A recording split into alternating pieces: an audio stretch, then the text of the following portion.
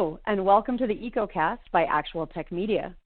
Our topic today, identity, governance, protection, and administration. You know, when I think about the user side of personal identity, the first thing that came to my mind was the scene in the TV show Parks and Rec. There's a character, Ron Swanson, who finds out about his digital footprint for the first time and sees a photo of his property on Google Earth. And his response is to immediately throw out his entire computer. And I was thinking about how many of our users have gone through this funnel of thought, starting with, I don't want anyone to know anything about me online. Oh, wait, that makes it really hard for me to get things done conveniently. Okay, so maybe I want companies to know about me, but only like some companies, and it all has to be really secure. Oh, shoot, now that means I have to remember a bunch of passwords and sign into all these different security platforms. Okay, so maybe I don't care about security that much. So now our end users have swung from throwing their laptops and escaping off the grid to wanting their data to follow them everywhere and be accessible at the click of a button. Convenience versus security. Personalization versus efficiency. It's a balance. And it's made even trickier by compliance and governance regulations, security issues, and bad actors, as well as just the rapidly growing amount of time and tools that folks are using to interact online. Luckily, there's some awesome solutions out there to help us navigate this balancing act, and today we're going to get the chance to learn about them together. Now, if you have not joined us for an Ecocast in the past, a very special welcome to all the first-timers out there.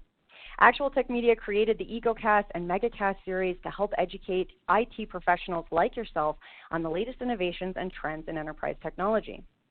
These events are designed to get you the hottest insights and up-to-date information efficiently from the comfort of your home or office. Megacast and Ecocast allow you to pose and answer your questions to and connect with other experts in your field and help you solve your most pressing technology challenges. And today we have some incredible experts from Ping Identity, StrongDM, Rubrik, Okta, and Keeper here to help us out with that. Now, before we get into these awesome sessions today, I want to just go through a few things that you should know about this Ecocast.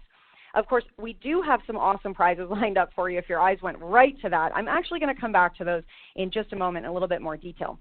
But first, I want to draw your attention to the Questions tab in your webinar control panel. If you haven't already said hi, we love to see people connecting from across the world, so drop a greeting, give a wave to your friends in the Actual Tech Media community. We also want this to be an informative event for you, which means that we want those technical questions. So throughout today's Ecocast, we hope that you will get engaged and make sure to ask all of the personal identity questions that you might have. Not only will we have team members responding to you during the live event, but we also have a dedicated Q&A session at the end of each presentation.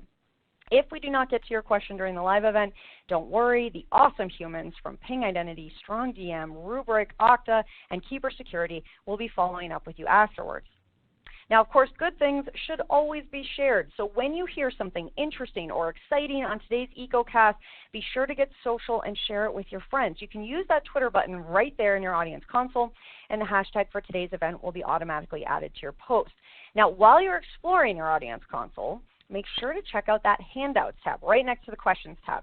You're going to find some fantastic resources and takeaways from our speakers here today. There's an awesome collection of solution briefs, white papers, technical overviews, and demos. So be sure to click around in that Handout section and download some of those resources to read and share after the event today. Now, if we haven't met before, my name is Jess Steinbach. I'm so excited to be your moderator for this Ecocast along with Scott Becker, who will be joining us in just a moment. And the extra good news is that it's not just great content we're giving away today. We also have 3 $500 Amazon gift cards that we will be giving away to 3 lucky winners.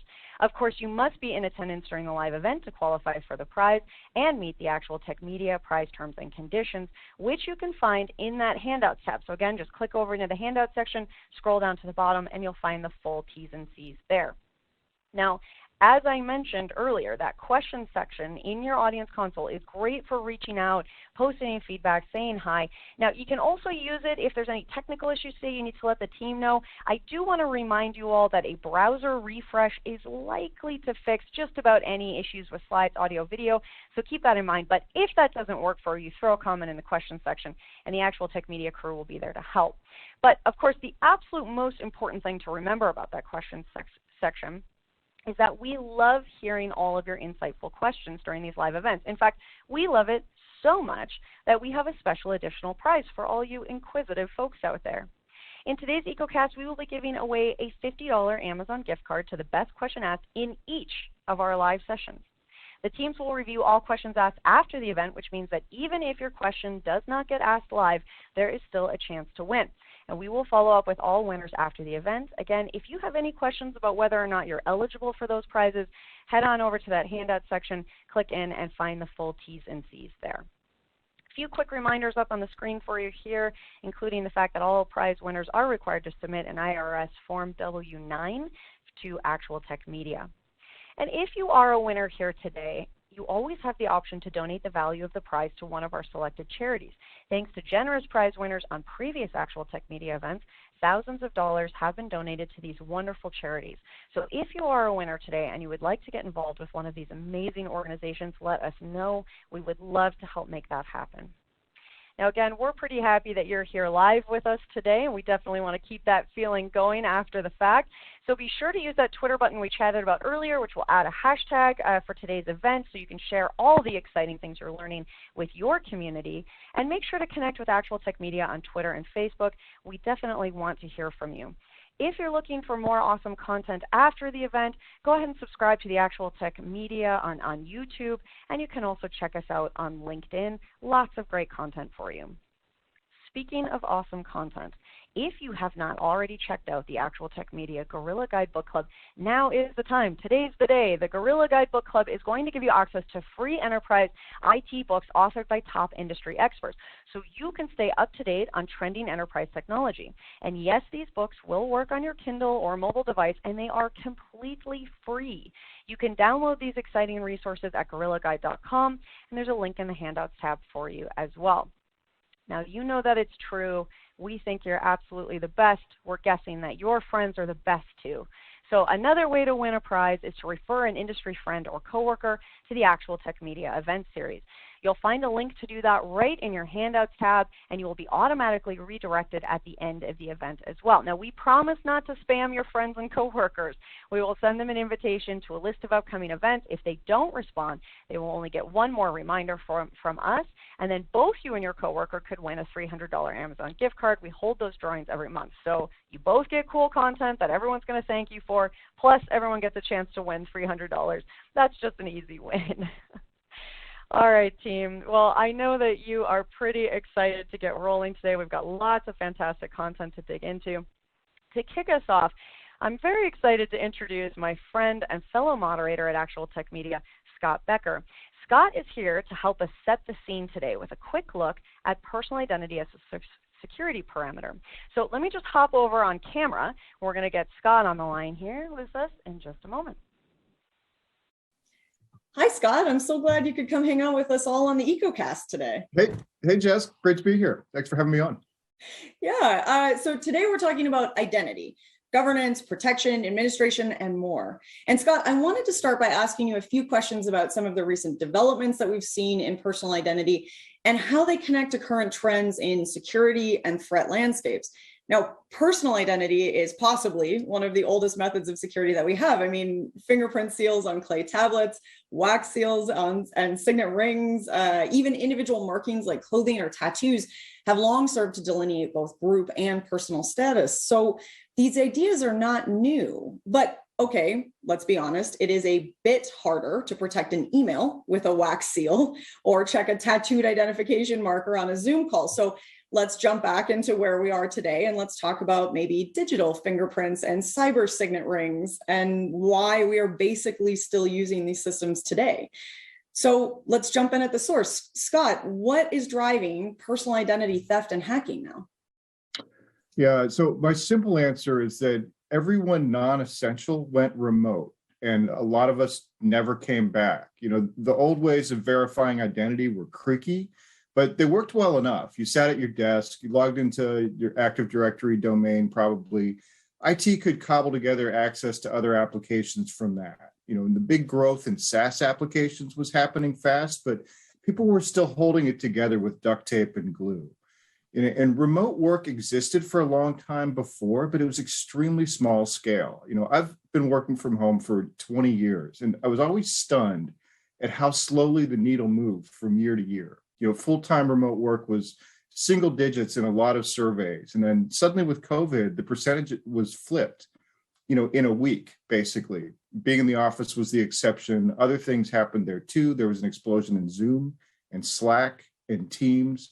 And with Teams, that especially completed a shift from on-premise Exchange to Microsoft 365. And suddenly the main local network platform that a lot of people still worked on a day-to-day basis, which was sort of that Outlook Exchange combo, was cut out. It was Microsoft 365 over the web as a SaaS application, essentially. And that opened the door for a lot of organizations to have almost their entire infrastructure provided by SaaS applications.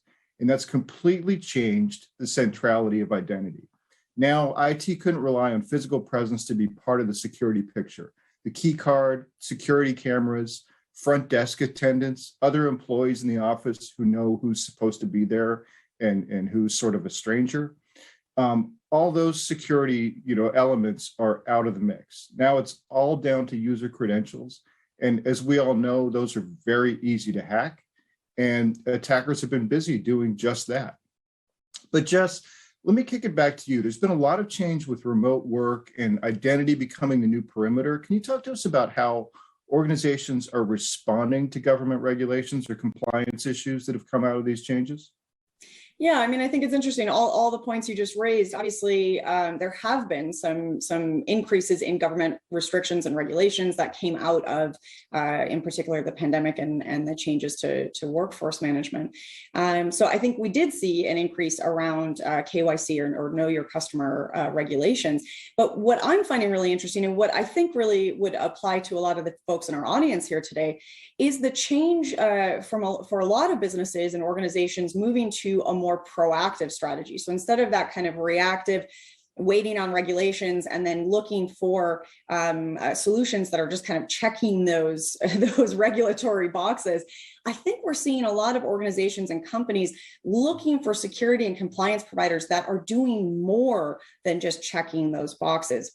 And really, in particular, looking for things that are going to go across operational needs, across multiple platforms. We see a lot of information siloing and between different departments. And so when you think about a customer and you think about the data that we're taking from those customers, the marketing team, the sales team, the customer service team, everybody needs something a little different. And if they're not communicating, if that's not a consolidated data center, then the client's going to end up having a really disjointed experience. So a lot of times what we talk about when we're looking at these personal identity needs and meeting those regulations is finding something that is going to allow us to hit the compliance check marks that we have and then help increase that operational efficiency, do it all without requiring a lot of different tools and platforms and a lot of training that's going to be really onerous for our teams. And really, at the end of the day, also providing a smooth experience for our users, for our customers, because that's obviously the most important thing that we're looking at as well.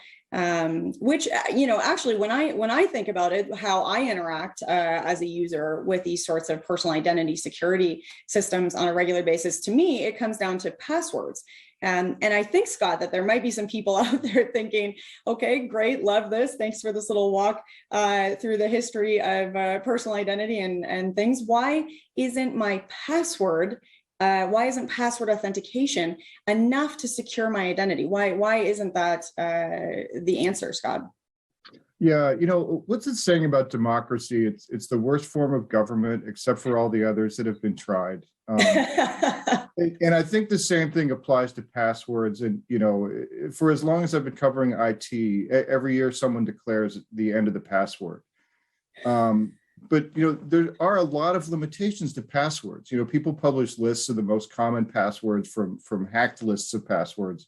In the top, 10, heck, the top 20 every year are always terrible. It's 1, 2, 3, 4, 5, 6, or it's QWERTY, or it's password. You've seen them. And all the advice for passwords is great if you've only got one to remember and you have nothing else going on in your brain except to remember that one password. The problem is we're getting hit for passwords every day from sites and applications we're not even sure we're going to use at times, and we're not expecting to have to create one. And then if you create a good one, you'll never remember it without writing it down. And maybe your password manager doesn't happen to work on your phone, or it doesn't pop up in somebody's weird account creation interface, or then some sites won't let you paste in a secure password from a password manager, or they have arbitrary characters they won't recognize. And eventually you just give up and you type in dog or password, or the one that the whole family uses, to access your Netflix account. And managing passwords is essentially a full-time job for every one of us. But of course, there are things that help. Password managers are great, most of the time. Single sign-on solutions are incredibly helpful in an enterprise setting. And of course, multi-factor authentication is a great help. So, part of the things that I'm looking forward to in the discussion today of identity governance and protection and administration are, some of the things that we're going to hear from companies who've given these problems a ton of thought and have innovative solutions to overcome them. I love that. Well, Scott, thank you so much for being here to chat with us today. Thanks for having me.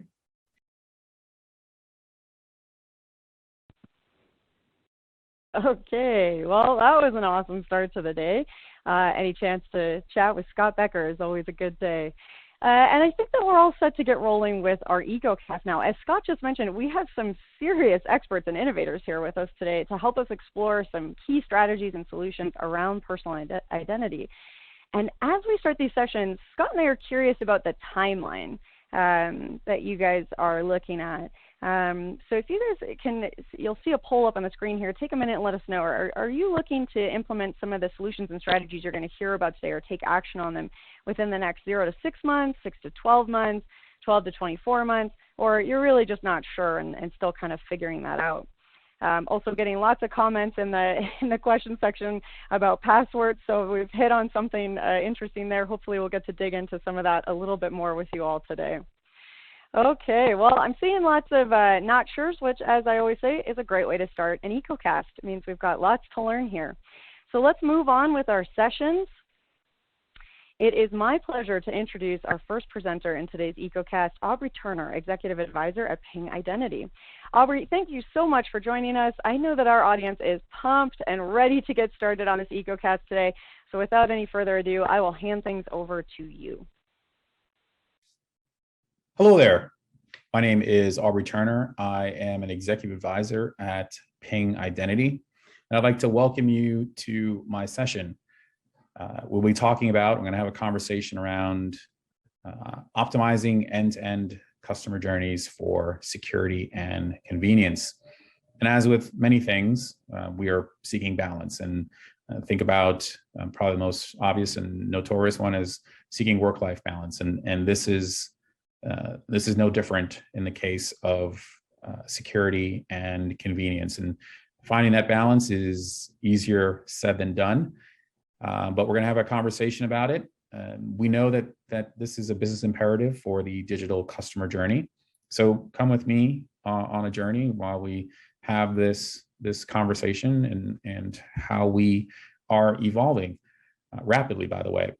Speaking of evolving, the pandemic accelerated the rise of the digital first customer. You can order anything online and it just shows up at your front door. So this is why this is important. And it got me thinking about how many times a day we push the order button or push the buy now button or purchase now button in a web app or mobile app. And the journey that took us to that point where we actually wanted to push the button. So just a few thoughts on that, right? 41% of us are shopping daily or weekly via mobile or smartphone. 82% of us use digital payments for some, one way, shape, or form or the other for transactions. And then this last one was kind of had me chuckling a little bit because I remember, having to call my bank via their IVR to get balances and, maybe the first 5 transactions. And now some of us are saying, hey, Alexa, 30% of us are checking our bank account using a smart home speaker. I'll let you guys figure out which one are you, which camp you're in, or if you're among that 30%.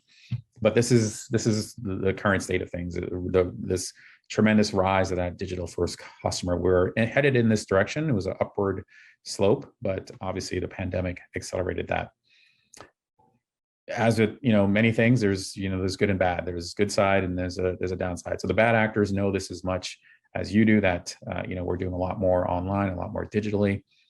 15 billion, a number of stolen credentials available on the dark web. They all have some type of value. Last I checked, anywhere from $5 to $500. We've seen a 46% rise in increase of fraud threats against business since the start of the pandemic. Naturally, again, we shifted to purchasing a lot more online. And then 26% of all web traffic associated to bad bots. So nearly a quarter of all traffic are bad bots. So with that increased digital first access customer comes greater risk. And it's a never ending balancing act between, customer experience and security. It's like a tightrope artist or, a gymnast on a balance beam. It's key. So we're trying to find that balance between ensuring every customer interaction is secure and then simultaneously eliminating unnecessary friction in the experience. For those of you that are Star Wars fans, it's like, finding the balance in the Force, which is really about sort of dark and light and selfishness versus selflessness, right? It's finding that balance, that harmony. But this trade-off is real for businesses. Often, we'll accept fraud losses up to a certain amount. We'll just think that they are the inevitable cost of doing business. But what happens if that number continues to increase and escalate? We can't, eventually we can't ignore it. And on the other side of that, or associated with that, high security usually means high friction. High friction is a deterrent to your end customers. Maybe they abandon you for a competitor that's easier to do business with. We've all been frustrated in that scenario. So how do we strike a balance, and why does this matter? There's challenges, right? Just like challenges to work-life balance, challenges to getting the balance between security and convenience. Not quite a golden rule, but many of us practice this. Security can't impede customer experience. It's hard to detect fraud and threats. Can we aggregate enough data and have enough sensors so maybe we can predict negative outcomes? Typically, we're historically, I should say, we've been doing payment-related fraud, so which is at the end of the transaction. What if we can move that up earlier in the transaction and maybe, like I said, have enough data and sensors where we predict possibility of a negative outcome. These next two are related. Legacy solutions stop innovation, and they're also complex and costly from an integration perspective. Siloed monolithic apps that prevent that. They prevent us from keeping up with the bad actors, and they're complex and costly, and so they hold us back. And that might lead to this last one here, which again, this might be one of the worst sins: inconsistent customer experience across channels. The web, mobile, brick and mortar, phone, whatever it is, they don't line up, and it's like they don't know who you are, and you can't properly, find that right balance in terms of how they interact with you. So that inconsistent experience can be very, very frustrating. We've all been there when they can't seem to know who you are from one channel to the next. So we, as we kind of continue on this journey itself, we know that, optimizing end-to-end customer journeys, have a couple benefits. Well, more than a couple, but two that come immediately to mind. Knowing who your customers are, and knowing what services they can use. Really, you you can't secure or personalize if you don't know who you're dealing with and what they are allowed to do. And there's certainly, regulatory and other impacts associated with that. But knowing who your customers are allows your business to enhance their experience, tailor their digital interactions, improve security, and really allow you to be comfortable. Who are you engaging with is who you think they are. It's a bit of a mouthful, but you get the idea. So leveraging customer identity to secure these journeys without impacting convenience is certainly one of the strategic themes of this conversation. Continuing, like I said, on that theme, security and convenience, it delivers business results because you never get a second chance to make a first impression. So making a good first impression is key, from lowering abandonment and then thereafter boosting acquisition. So once your prospect turns into a customer, after that good first impression, you keep them coming back, and more loyal customers spend more. Naturally, think of some of the brands that you like, the affinity brands that you like having relationships with. Could be hotel, airline. You get the idea, and so you keep returning because you're loyal. You like how you enjoy the relationship. You like how they treat you, and ultimately, this is about, from the business side of things, it's about increasing customer lifetime value. So that allows you to earn, once you've earned that loyalty, earn that trust, you can grow revenue and increase customer lifetime value. Your organization can add value at every digital touch point with customer identity. And like I said, think about what led you up to that point where you're pushing that buy now, purchase now button. Think about how the journey was. Think about frictionless registration, onboarding, login. Do you feel comfortable that they're, mitigating account takeover and helping so that you're not a victim of online fraud or identity theft? What about, simple and, easy account recovery and reset, as well as self-service, enabling you to sort of manage your data and manage your relationship? Do they greet you by name from a customer support perspective that helps you solve problems quickly? And are they honoring your privacy, and from a business perspective, ensuring they're complying with privacy regulations? So we know customer identity adds value at each of these digital touch points. All of these things, though, are required in the customer journey to make it smooth and frictionless. And something, if I haven't said yet, is easier said than done. And I'll get to how we're trying to make it, how to make these steps. And here we're talking about that cohesive approach, which will be one of the themes, for the rest of this discussion and conversation. We know results, require a cohesive approach from a customer identity access management perspective. This is a competitive differentiator. I'm not the only one thinking along these lines or talking about these things. Our friends at Gartner, this is from November 2021. By 2024, organizations that implement a cohesive customer identity access management solution, CIAM, will have 30% better customer retention and 50% fewer customer breaches than those who don't. So this is really about trust and relationships, right? If, again, I talked about increasing customer lifetime value. If you make it easier and frictionless to have a relationship with a brand, you'll stay. And, if, you have trust that your privacy and your information is being secured, like I said, you're more likely to retain a customer there. And securing that journey can also help mitigate against breaches. So having that cohesive approach is going to be a key differentiator. To help, though, with that frictionless digital journey, businesses need to integrate separate vendors. You need to bring fraud, identity verification, access management as examples. You need to bring those things together. Historically, though, to be candid, this has been a challenge, integrating these things. And I suppose and maybe the challenge has been changing it once you've got it stitched together. Required a lot of consideration and effort if you needed to evolve these things once you got them pulled together and integrated. And that's also, what I'll talk about, how do you bring together these various components?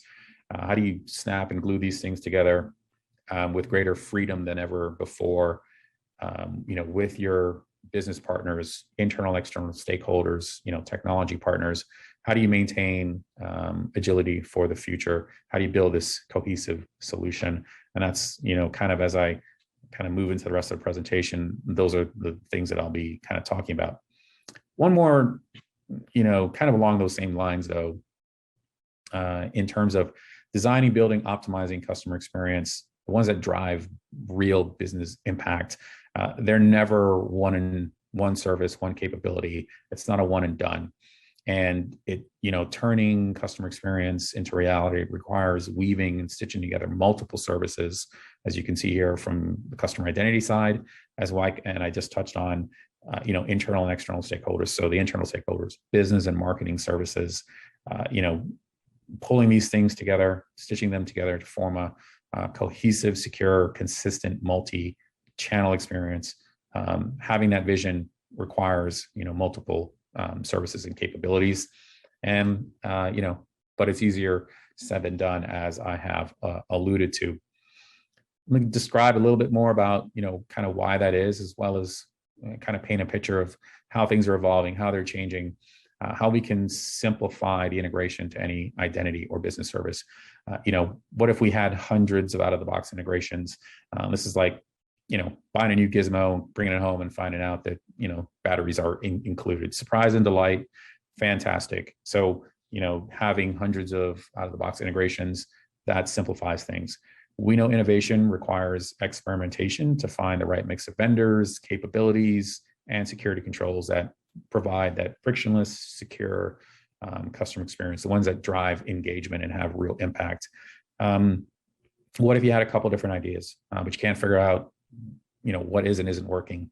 We can leverage A/B testing to test different experiences and figure out the one that delivers the biggest impact. We can optimize, reduce the friction, contain development costs, as well as time.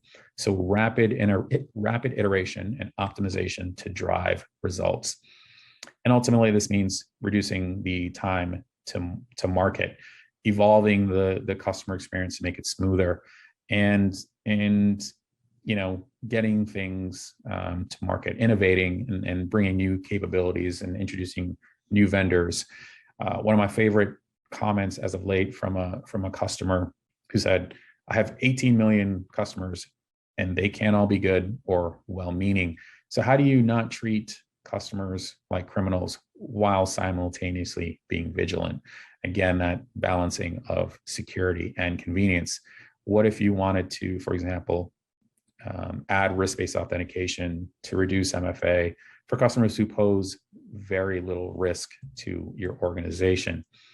What I'm about to share is really how we do that, how we implement new features, quickly, rapidly, maintain agility with a drag and drop canvas.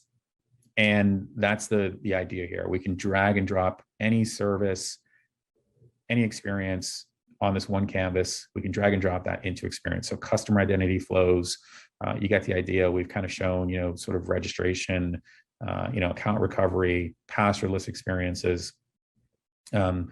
This no code, low code environment, this canvas, this is where your teams can build, test, and optimize customer identity journeys, and securely and frictionlessly connect, any user on any device to a digital outcome, some kind of transaction or service.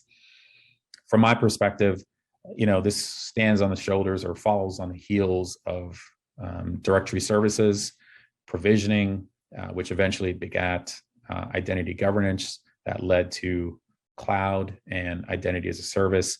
This is a game changer in terms of how we integrate identity, how we build and optimize end-to-end secure frictionless digital customer journeys. This is what we call identity orchestration.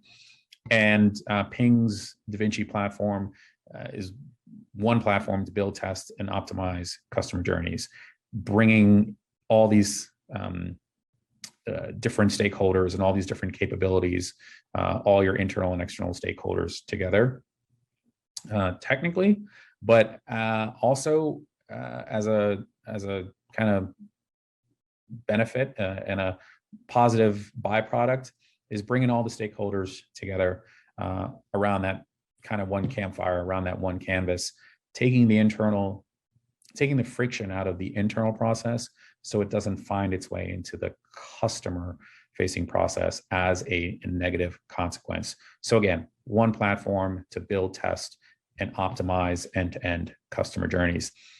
So as Gartner described, and as I've talked about, this cohesive customer identity approach is a competitive differentiator. It will help you, to meet your goals from creating a balanced, from finding balance and harmony between security and convenience, but simplify innovation. Use identity to evolve customer experiences to meet the increased digital demand, that digital first customer that we talked about. That's not changing. Outpacing the competition. I alluded to that, or not even alluded, directly mentioned, CIAM being a competitive differentiator and how we find that balance. The low code, no code platform allows you to reduce total cost of ownership, lower infrastructure, reduce development cost and time. And ultimately, this is about, that balance in security, finding that balance in harmony between security and convenience will secure and delight customers while preventing threats and ultimately boosting revenue. So that's where I will conclude at this time. And again, in that end-to-end customer journey, optimizing it, making it frictionless, finding the balance and harmony between security and convenience to create these frictionless journeys. As always, I encourage feedback, additional questions, additional conversations. Do not hesitate to get a hold of someone at Ping. Hopefully this was of interest to you. Hopefully shed some light on how things are rapidly evolving from a customer identity access management perspective. And stay well. All the best. Thank you.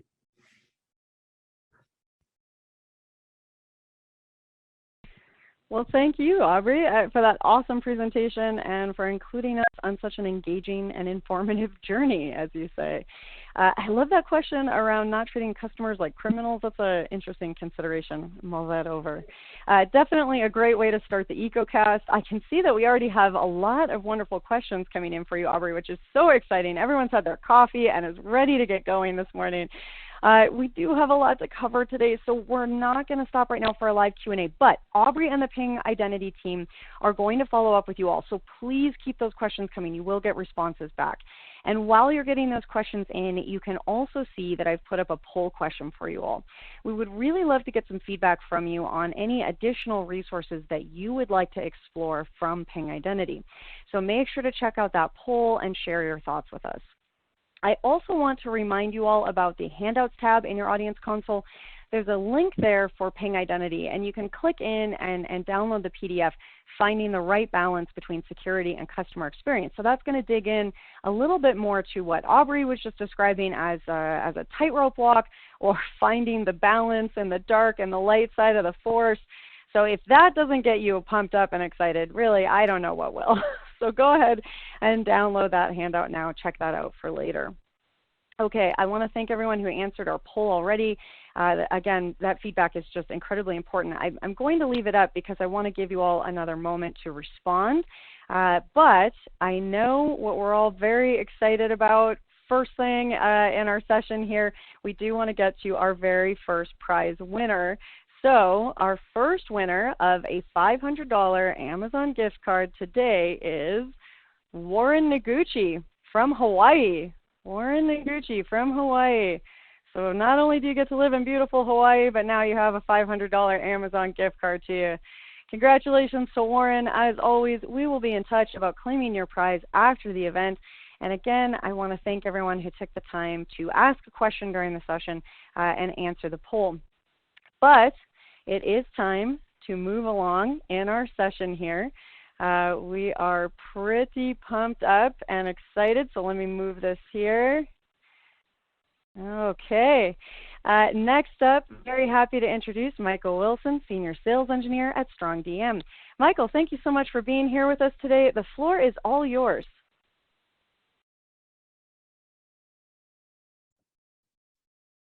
All right, I'm excited to be here at today's Ecocast to talk about the importance of protecting identities, especially as more and more employees across organizations need access to critical systems just to do their jobs. My name is Michael Wilson, and I'm a Senior Sales Engineer here at StrongDM. And I wanted to connect with you, our audience, to share insights on the critical role identity plays in access management. Also, I want to address how to prepare for tomorrow's employees, tomorrow's infrastructure, and tomorrow's emerging security needs. Once upon a time, infrastructure and the way it was accessed was simple. You would have an Oracle database sitting next to you in the office, and systems were only available on the office network.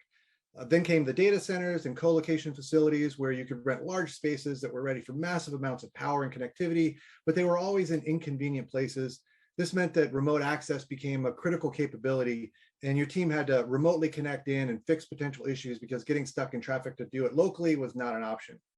Then came the cloud, and infrastructure evolved to include multiple protocols, layers of networking, permissioning, credentials, containers and container management, and even multiple clouds on top of data centers, and even those desk-side servers that we just talked about. To make matters worse, headquarters have vanished, and the simple to secure infrastructure vanished with it. Centralized IT has been replaced by a decentralized workforce with employees everywhere. These days, more and more people need access to do their jobs. The definition of a technical employee is evolving. People need access to more resources and more data that is stored in more places across a fluid infrastructure simply to do their jobs. The rise of the technical employee is upon us. These employees are using data and technology every day and require access to sensitive information and systems to get their jobs done.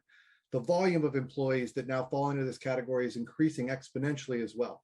We aren't just talking about ensuring secure point-in-time access for engineers and developers, but enabling data scientists, product managers, marketers, salespeople, and more.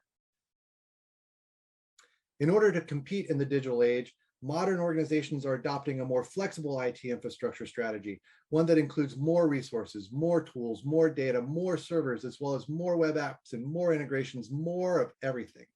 This is the era of the limitless stack. It has no boundaries. It's ephemeral, it is shape-shifting, and will continue to evolve.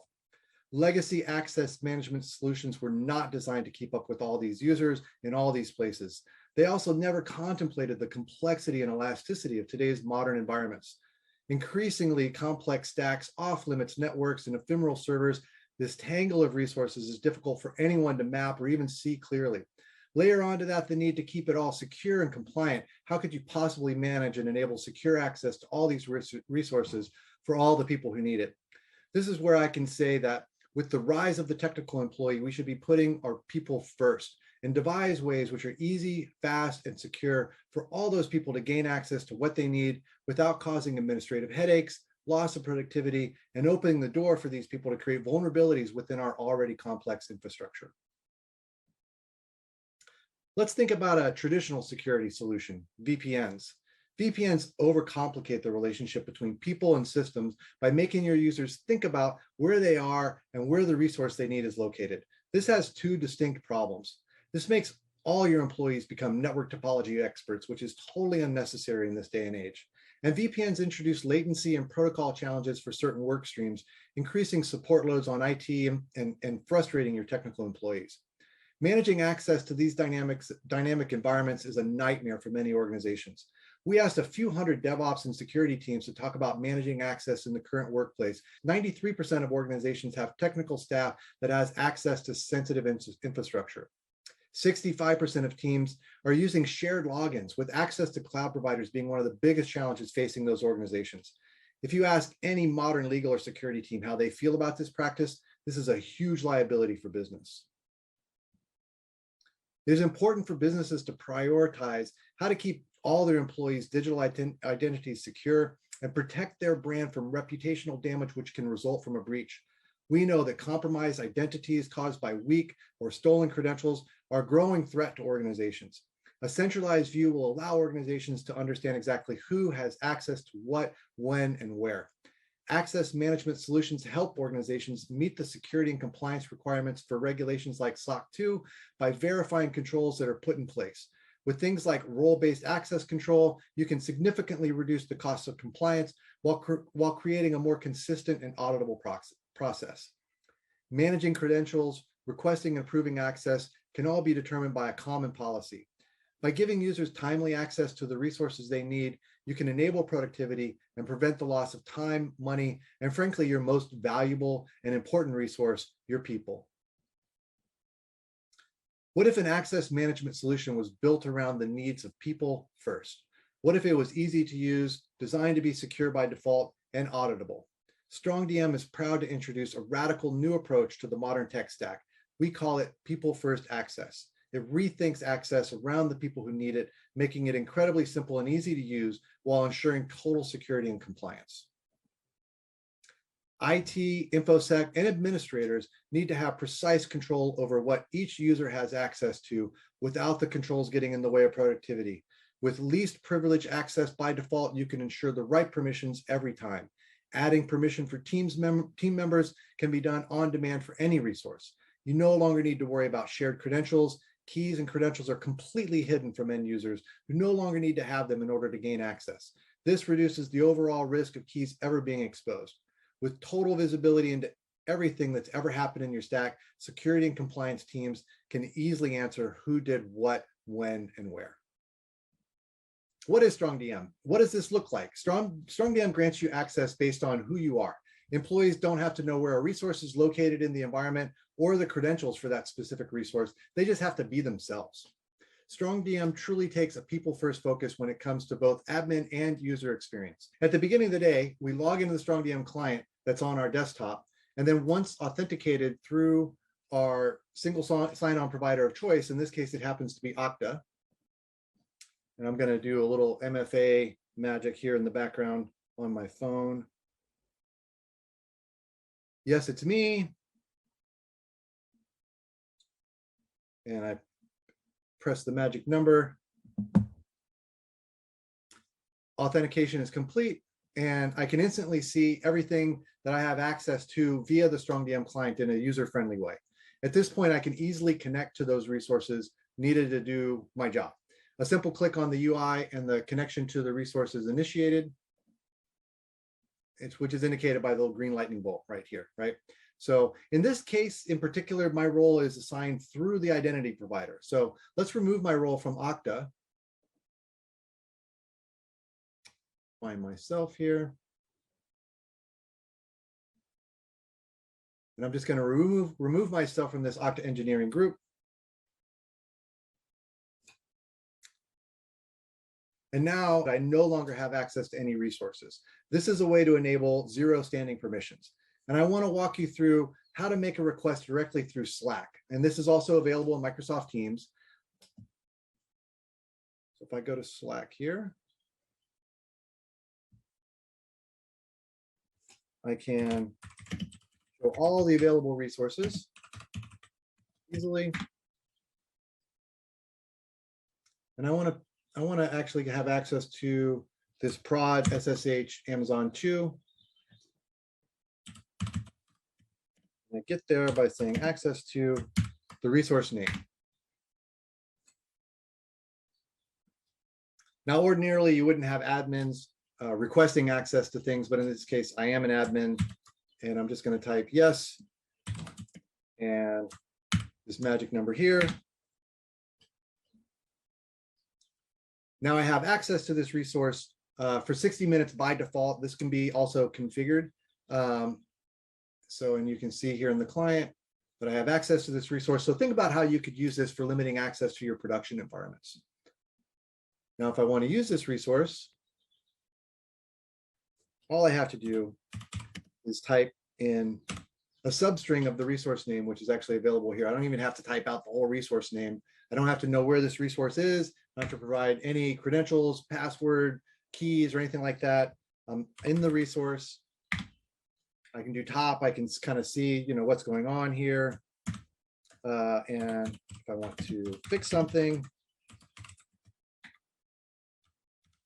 what we do, now my job is done. I'm going to exit out of there. And let's take a look at, now that that's done, how easy it is to revoke that access once I've finished with that job.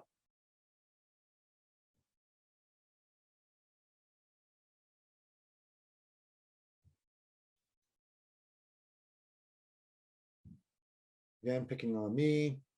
Here's temporary access. I revoke that access just like that, and now it's gone.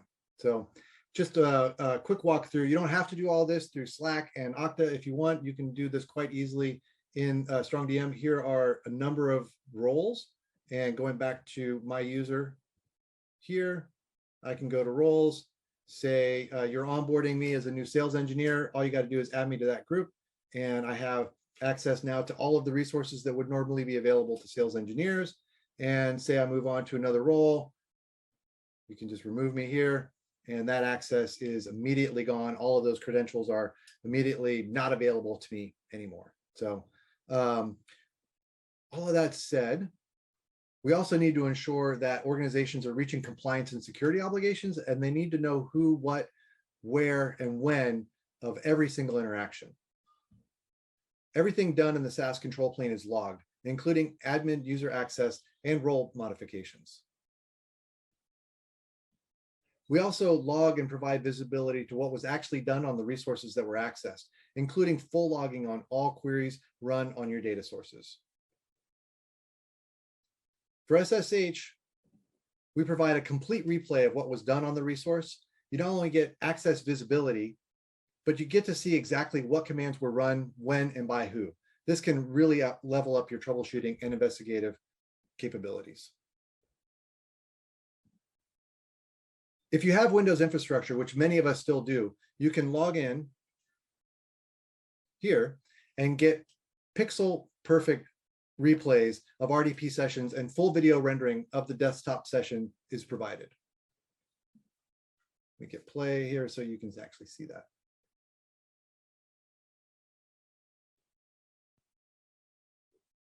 We also provide full kubectl logging to show you exactly what was done on your clusters. And similar to SSH, we also provide full replays of pod exec sessions.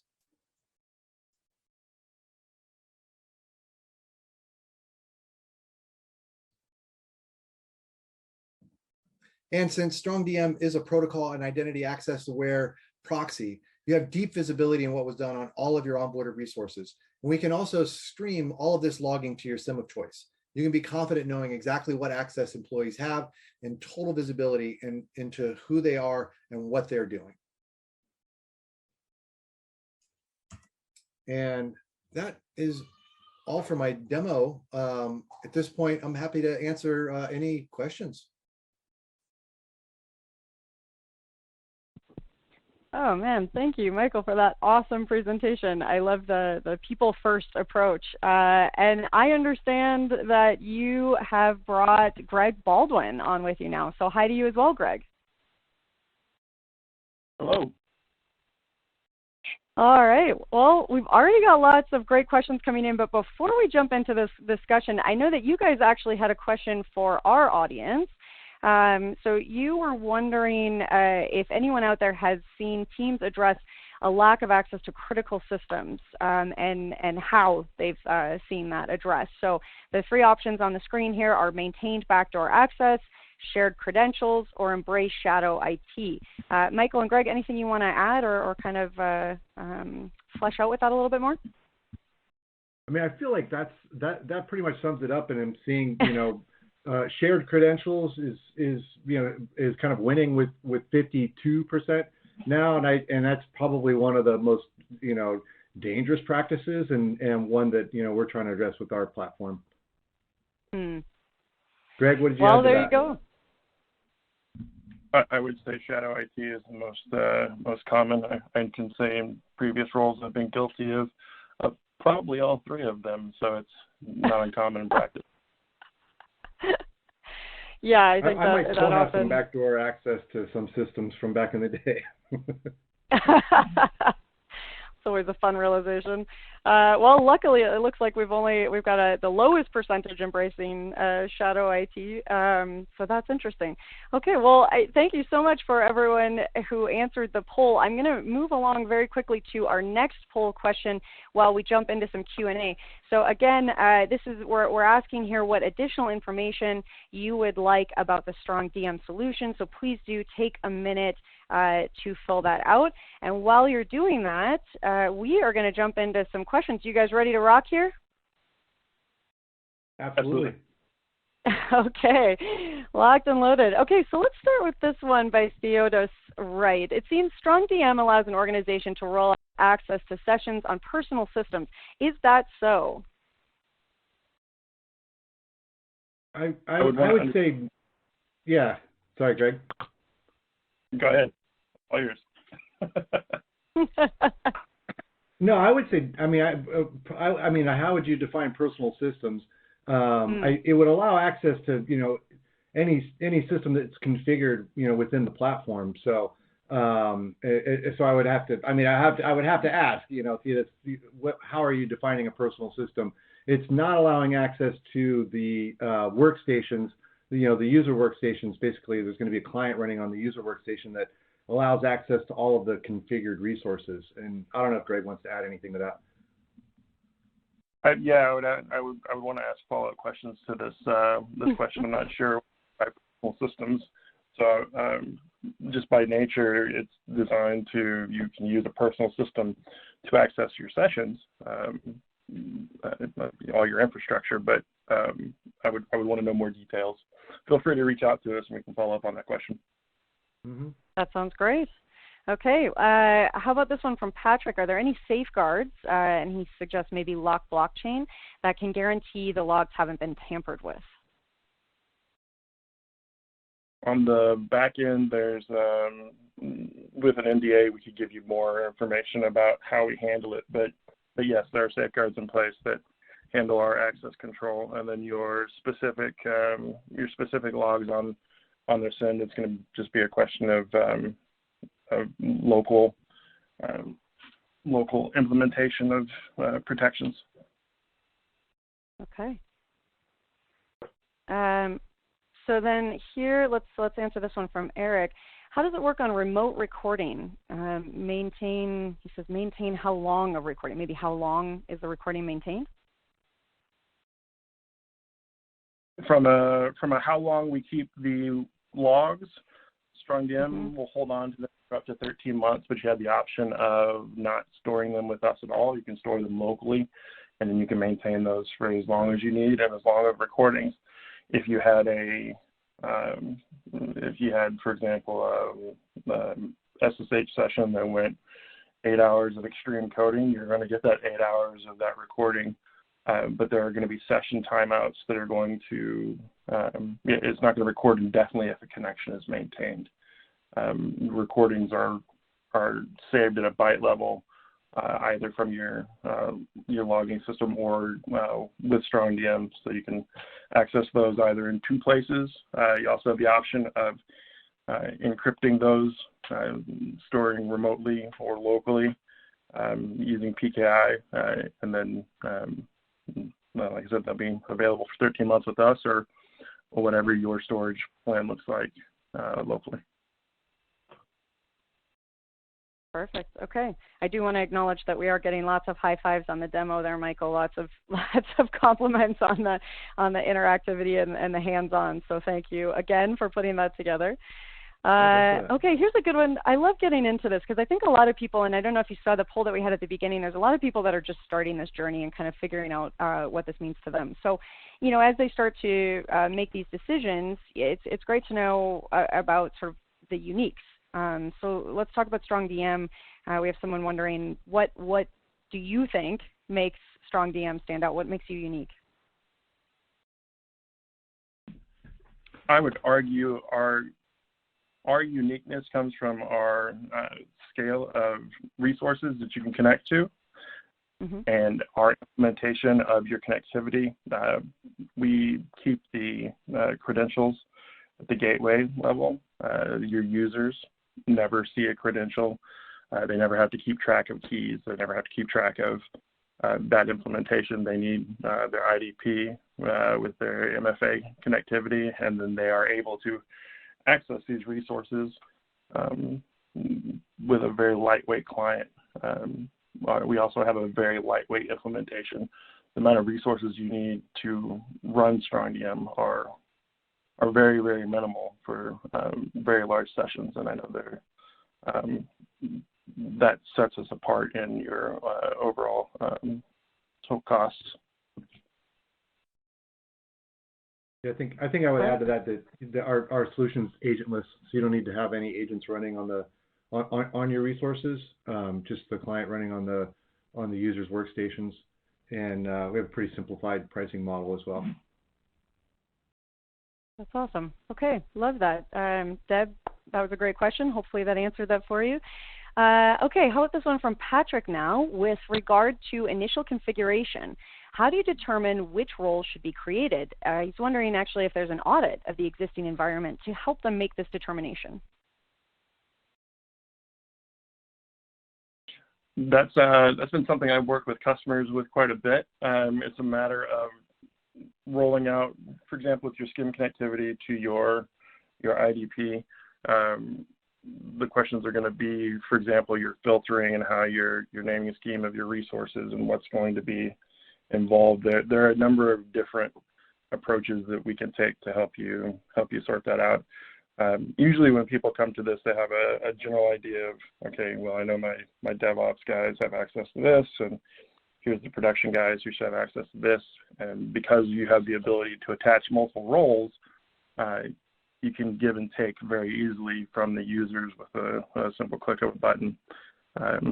Allows you to implement that and pull that apart very quickly.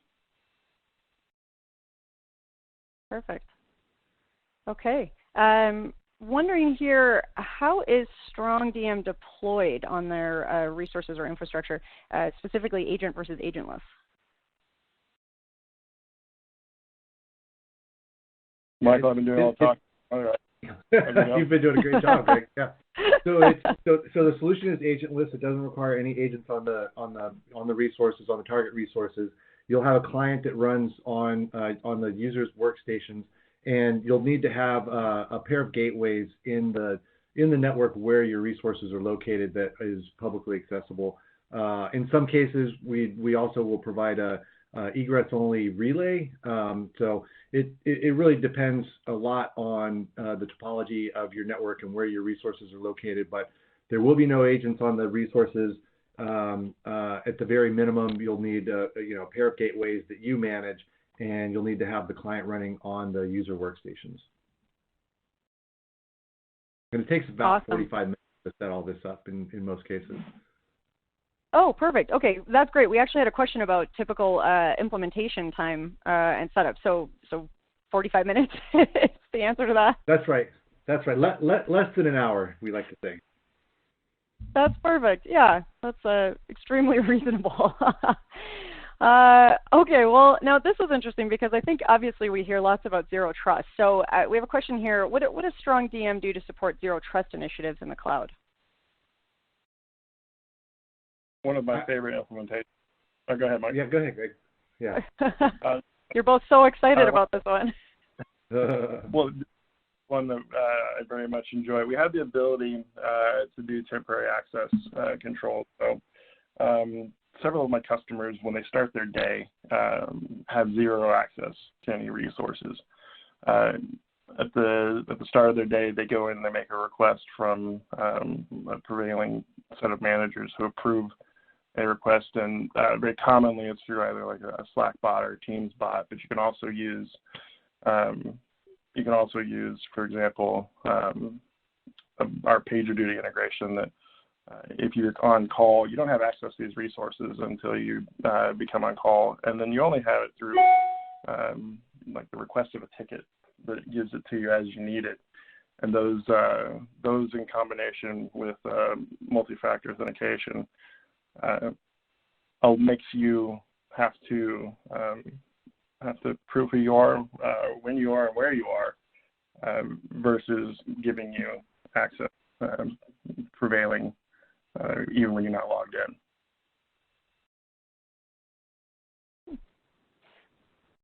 Perfect. Okay. Well, I wish we could keep going with this because we're getting great questions and you guys are fascinating to chat with. But we are running low on time. So to wrap it up, I have one last question for you. What is the best way for someone to get started with StrongDM, get more information? Where do you recommend that they jump in from? Well, we offer a 2-week free trial of the product so you can get hands-on. And as I mentioned, it's really doesn't take long to set up. And we'd also be happy to do a personal demo for you. So I think we had some links to share to, but you can find that you can schedule the personal demo. You can download the free trial at our website, which is strongdm.com. Yeah, there's that in the handout section. There's actually an infrastructure access platform review as well. So that's a great resource. If you haven't already checked that out, head on over there and download that. Well, thank you guys, Michael and Greg, both of you, for coming to join us. This has just been awesome. Thank you, Jess. It's been a pleasure. All right. Well, again, reminder to check out that handout section. Thank you to everyone who filled out our poll, but we're going to keep cruising because next up, I am absolutely thrilled to introduce Nick Calamani, Solutions Engineer at Rubrik. Nick, thank you so much for being here on our Ecocast today. The mic is all yours. Excellent. Thank you, Jess. Appreciate the introduction. And good morning, good afternoon, everyone. Now, you may be thinking, Rubrik, aren't they those backup and ransomware recovery folks? Why are they here at a conference about identity management? But the truth is that there's a story around that as well. The complicated nature of security in an organization today has gotten a lot more prolific than it was in days past. So I'm going to walk everyone through a little bit of the backstory about why we even exist, what we do, and then how that plays very crucially in the space of identity management. So to set the stage, as I mentioned, business data is under attack. Applications can be reinstalled and recovered, but the data of your business is usually irreplaceable. If the business loses its data, the business no longer exists, quite frankly. And obviously, we're all familiar with traditional infrastructure security, prevention at the edge, firewall, email security, phishing detection, things of that nature. And then now we're also seeing, SIEM and SOAR tooling as kind of a more advanced way for organizations to centralize the security. But at kind of the bottom of that entire stack is the data left kind of out in the open, unprotected. And obviously, there's a huge amount of investment going into, perimeter security and infrastructure security. And by no means should anyone attempt to replace that. But there's something more that needs to happen here. So again, I mentioned at Rubrik, something we're very focused on is zero trust as it applies to data security and the backups. So on the front lines every day, I'm talking to customers who have either been through a ransomware attack or are trying to prepare for one, whether that be for compliance reasons or just internal risk initiatives. And these are kind of just the anatomy of an attack. So obviously folks break in, they load their malware, they start going around your network, they steal data now. They don't just encrypt your data, they steal it so that they can go ahead and extort you, blackmail you with that later. And then naturally, they'll go ahead and they'll compromise the backup platform. Again, perimeter has always been, we lock that down, but we leave the backups kind of out in the open over NFS or SMB, what have you. And then, of course, at the end, they finish the encryption of their attack, and then they leave you a ransom note. But if you read in between the lines in all of these, identity plays into all of these. Obviously, we've got, hundreds of 0 days being discovered quite regularly now. But if someone has compromised your credentials, they can do all this without some kind of crazy 0-day exploit chain. And as Jess said at the beginning of the event, passwords are no longer enough, right? So that's kind of why Rubrik exists. We really do believe this, it's not only a catchy tagline, but it's really true. when your data is down, your business is down. So we're here to provide a new approach, which is not to replace infrastructure security, but to add data security on top of that using zero trust principles and design frameworks from day one. A quick overview of kind of what we do. Obviously, in the far left, we've got data resilience. This is what I'm going to spend most of our time on today, talking about zero trust and what we do to protect people from attacks within the perimeter of identity, so to speak. The middle column is our observability, so whether this is our solutions to discover sensitive data across your entire data footprint, cloud and prem, things like PII, HIPAA data. We also, of course, have our ransomware and encryption detection capabilities. And then finally, our ability to recover both at scale and to do compliance auditing with just a couple clicks. Really saves a lot of time. And this, again, it was kind of built under NIST security standards. So we obviously, all three stages, preparation, detection, and containment. So I mentioned that just briefly, we're one solution for on-prem and cloud. Quite simply, we're a software company. We didn't look at this as we're trying to just get storage widgets out the door. We wanted to build a software stack that was not only scalable, but also secure from day one. So whether this is our on-premises appliance or you're protecting your Microsoft 365 workload with our cloud native tooling, it doesn't really matter. And again, identity is core. If you're logging in to dozens of disparate systems and backup proxies and all that stuff, you're exposing even greater attack surface. So we've consolidated the whole stack down to one solution. On the piece of data resilience, we've got kind of some interesting trends coming on. Like back in the day, one was backing up just for the purpose of, okay, someone deletes a file, or, our data center got hit by a hurricane, things of that nature, or maybe a compliance risk. But now it's a different discussion. We're not backing up for the same reasons. Nowadays, we're backing up because someone is maliciously trying to get in and cause disruption.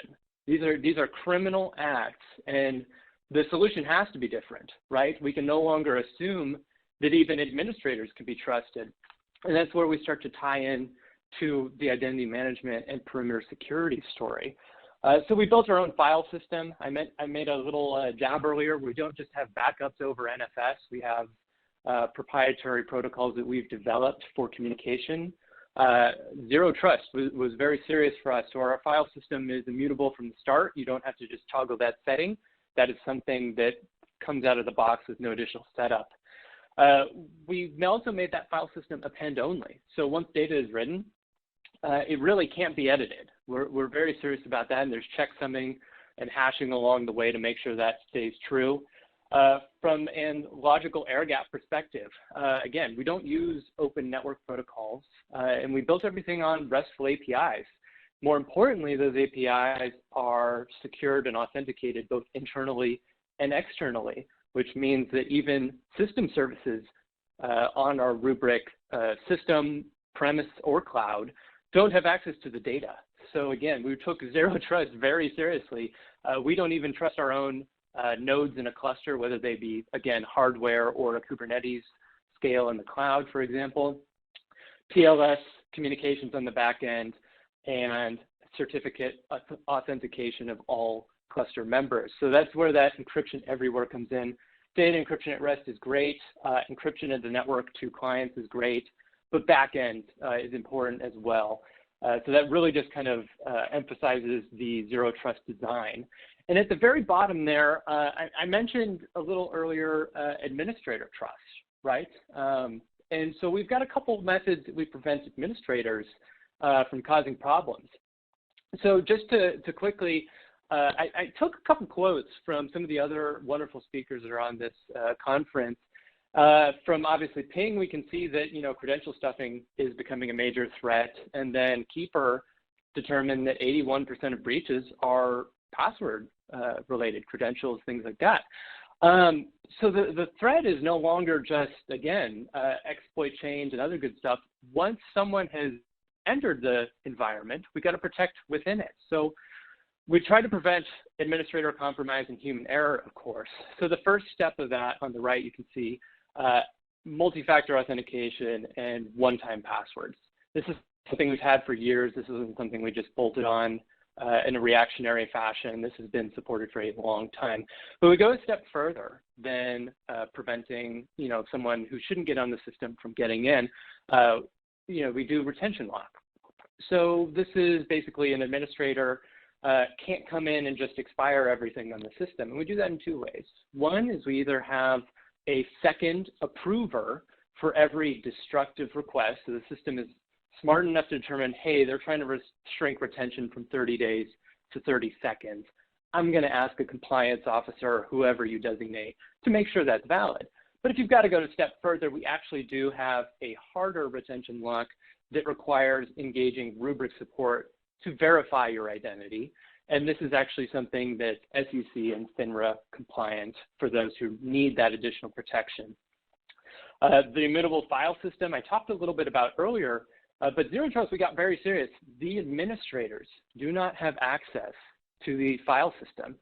And again, everything we do is API calls. So you can obviously do an API call to view data in the GUI or to restore data, but you're getting a proxied copy of that data. You're not getting the underlying storage. So again, we're taking it a step further. We're making sure that daily administration is not necessarily impeded, but that you don't have to worry so much about a global admin going rogue or having an account compromise event to delete the data in the underlying system.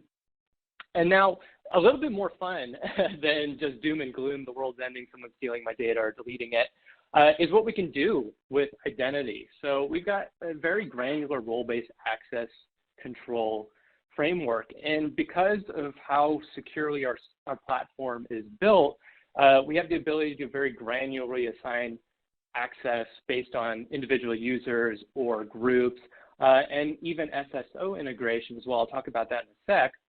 But the benefit here, as our friends at StrongVM were just speaking about, is now you can get users access to self-service for their own data without exposing a huge security risk to the entire organization. So imagine your database administrators, they don't necessarily want to give up access to their own backups, right? So you tell them you're coming in with some kind of crazy secure appliance. They don't understand, they're not necessarily thrilled about that. But then you can tell them, hey, look, I can give you access to not only administer all these backups, but do whatever you need to do with them, restore them, view them, and still put authentication locks, potentially prevent them from accidentally deleting something, or again, like I referred to earlier, two-person rule. So DBA obviously may need to delete backups at some time, but let's give a second check within the organization to make sure that that's not malicious.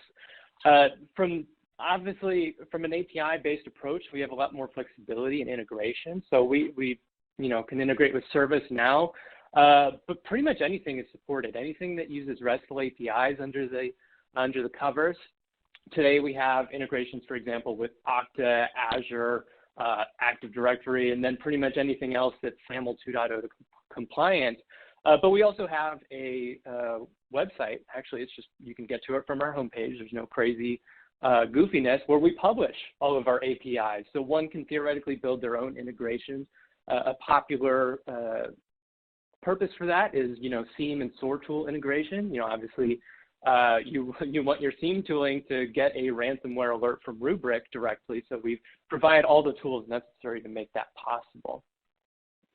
And with that, I want to leave everyone with one question before we open up Q&A, and that is, can you delete your own data and your own backups today? Because if you can, that means someone else can too. That's a great point, Nick. I'm guessing a lot of us hadn't thought about that. It's definitely a weird question to ask oneself, right? We don't traditionally think about that. Well, it makes sense. It's, as soon as you sort of put some thought into it, just if it's accessible, it's accessible. So interesting. Well, thank you so much, Nick, for that wonderful presentation and for sticking around to answer some questions. I am actually just going to put up on the screen here that poll question, because along with the question that Nick just asked you, we also want to know what further information that you would like about the Rubrik solution. So please do take a minute to fill that out. And while we're kind of waiting, I want to jump into some questions. And actually, this one might play into what you just asked our audience here. Nick, can you speak to, are Rubrik backups really immutable? Yeah, they are. So not only from a file system perspective of the nature of the file system being such that old data cannot be overridden. Now, obviously, we have cleanup services and maintenance processes that expire that older data when it's supposed to be expired. But again, we basically implemented microsegmentation in our application. So there's no potential for rogue access to do those operations, because it's a non-routable, secured, and internal-only API that does such tasks. Okay. We have some questions about the how this would actually work for a company in terms of cloud, on-prem, hybrid, VM. Can you just address that briefly as well? Yeah, of course. And this is a common question. I mean, again, we're a software company, so while we have a hyper-converged appliance you can put on-premise to run the entire stack. There's no additional proxies or virtual machines needed to make this all work. It's just an appliance. The same holds true in the cloud. So we're running the exact same software stack in the cloud. It can either be customer deployed or we host it. But the benefit here is that if you're all cloud, you don't need a hardware appliance, because data born in the cloud should stay in the cloud. That's kind of our view on it. And, our 365, just to kind of hit on that, a lot of folks, it's gotten a lot of traction recently, not only due to the Microsoft investment in Rubrik, but also just because people don't realize that, oh my gosh, just because my data's in the cloud, I didn't realize I still had to protect that. So again, cloud premise, we don't care. And I do want to harp on, it is the same interface to manage both. Seriously, it's one URL. There's not 4 GUIs. It really is one GUI. So we're very proud of that. Well, I think you may have just answered. Patrick was asking that question as you were answering it. So Patrick, let us know if you need any more clarification on that. Okay, curious about the SSO providers that you integrate with. Yeah, I mean, so I mentioned obviously, Okta, Azure Active Directory, and some of the others. But I mean, again, the list of folks we can integrate with theoretically is infinite if they support, kind of a RESTful API approach, or they're SAML 2.0 compliant. Again, just because we built a stack that's API based, we're pretty flexible in what we can do.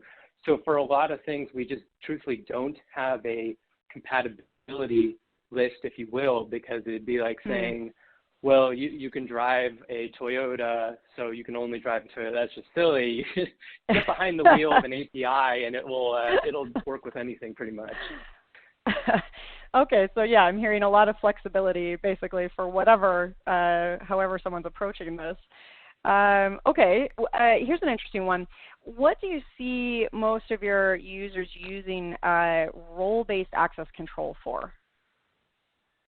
Yeah, so we have a lot of folks that have like a compliance requirement to hold on to executive emails for 7 years, let's say. So many folks create like a compliance team role within the Rubrik environment, which, by the way, you can create a user and a group and all that within Rubrik and have Rubrik manage that, or you can inherit that from Active Directory. So if there's like a compliance team Active Directory, Rubrik can very quickly be configured to inherit that. It's not really a big deal. So they'll create a compliance team where those compliance team users can only access the backups for that executive. They can't even see anything else in the environment. They can't make any changes to backup system administration or policies. And so again, it's just kind of an automated way to get people to the resources they need to do their jobs without having to do manual work every time someone wants to see it. Well, I love that. And Nick, I'm not sure if you're going to be able to answer this one because this might be a little bit more of a niche topic, but We have Deb here, by the way, mentioning that she's already a big fan and excited to learn more. She's wondering, though, if Rubrik would help her organization pass a cyber insurance audit. Is that something that you can address, or maybe some advice on where she could get that answered? Yeah, actually, that's something we get a lot. Many folks come to us because they got declined on an insurance policy, or perhaps their rate was, quadrupling for renewal. So not only do we have the ability to test, like quite literally do instantaneous testing of the, to basically verify that we can do mass recoveries or restorations and things like that, but we also have very granular reporting tools. We have a bunch of stuff built in, but you can also customize to get reports specific to your needs. And then we also have, again, I mentioned that we are certified. A number of our functionalities are certified by third-party firms for FINRA or SEC compliance. So we have capabilities around that too. So it's kind of the sky's the limit. I know that that's kind of a weird catch-all answer, but it's really true. we took flexibility very seriously. I'm picking up on that. Okay, a great question here. You had mentioned using Snow for self-service for DBAs. What other use cases are you seeing this self-service functionality being used?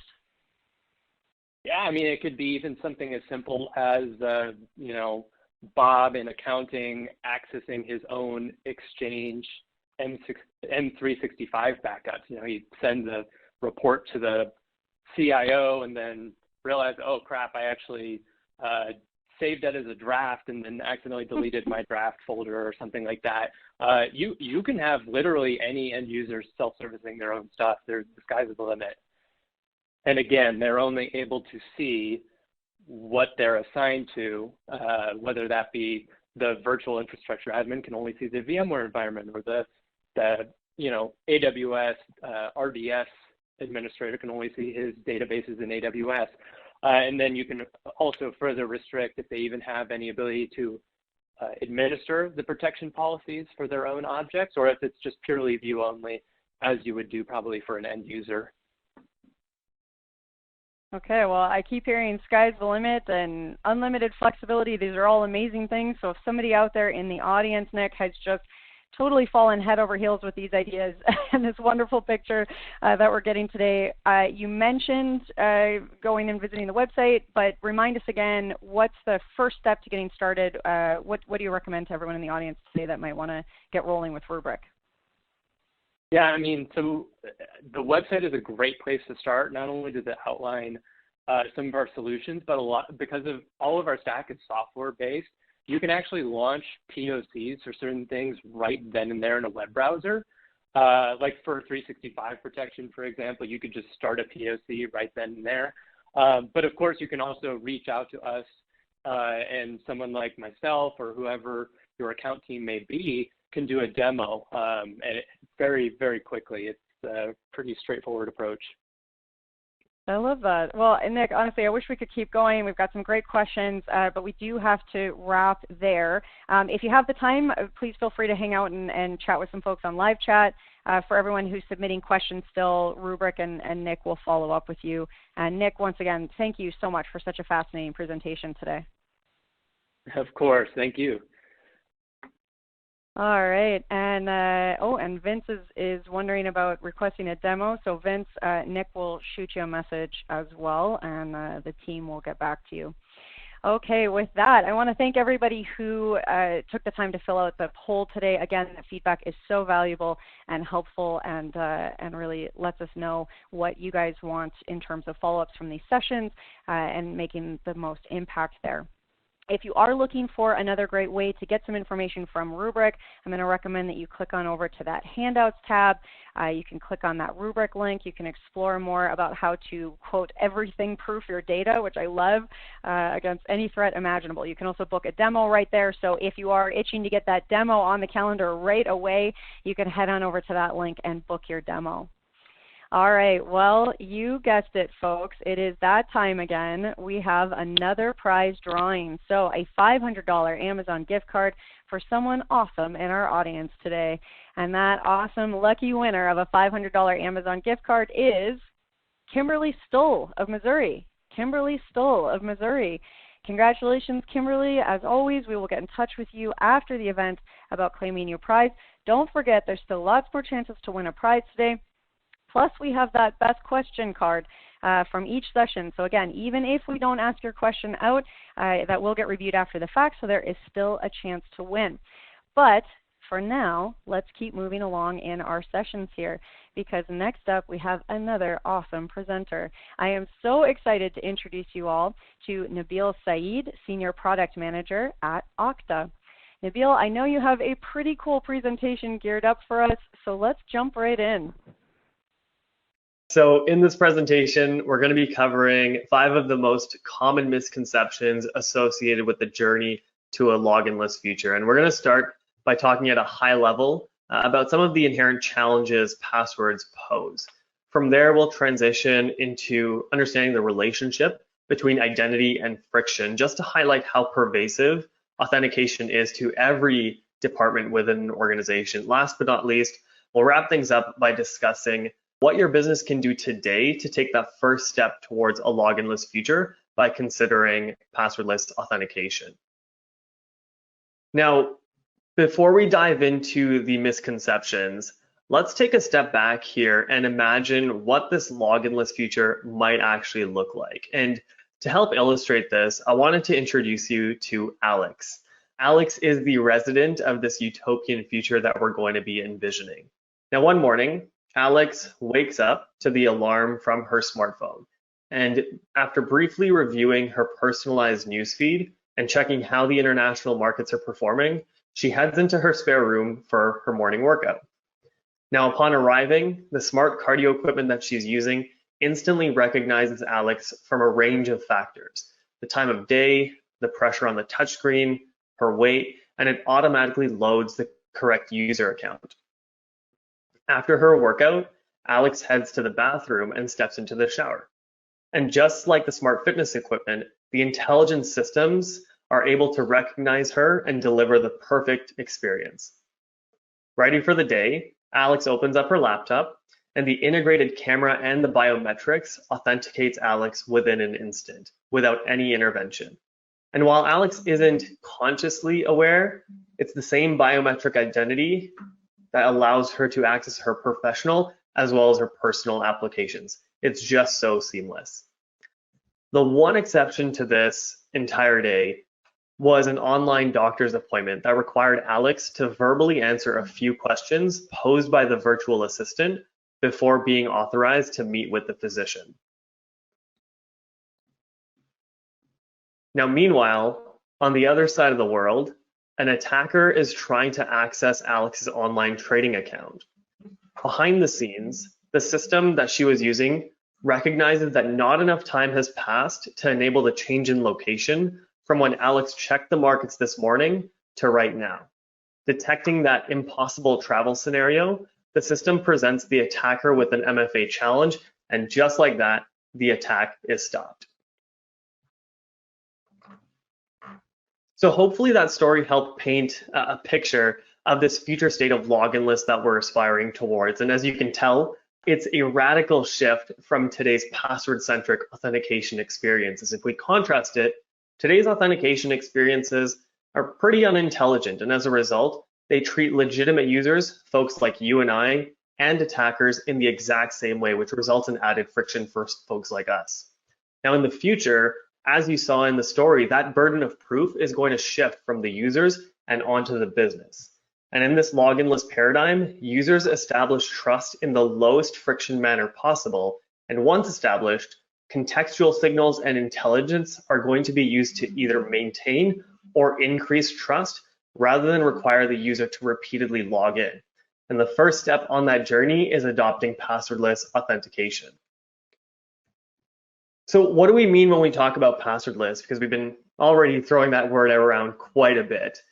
Passwordless authentication, often shortened to just passwordless, refers to any mechanism that authenticates a user without requiring them to enter a knowledge-based secret. And I'm sure this is something that we've all experienced without even knowing it.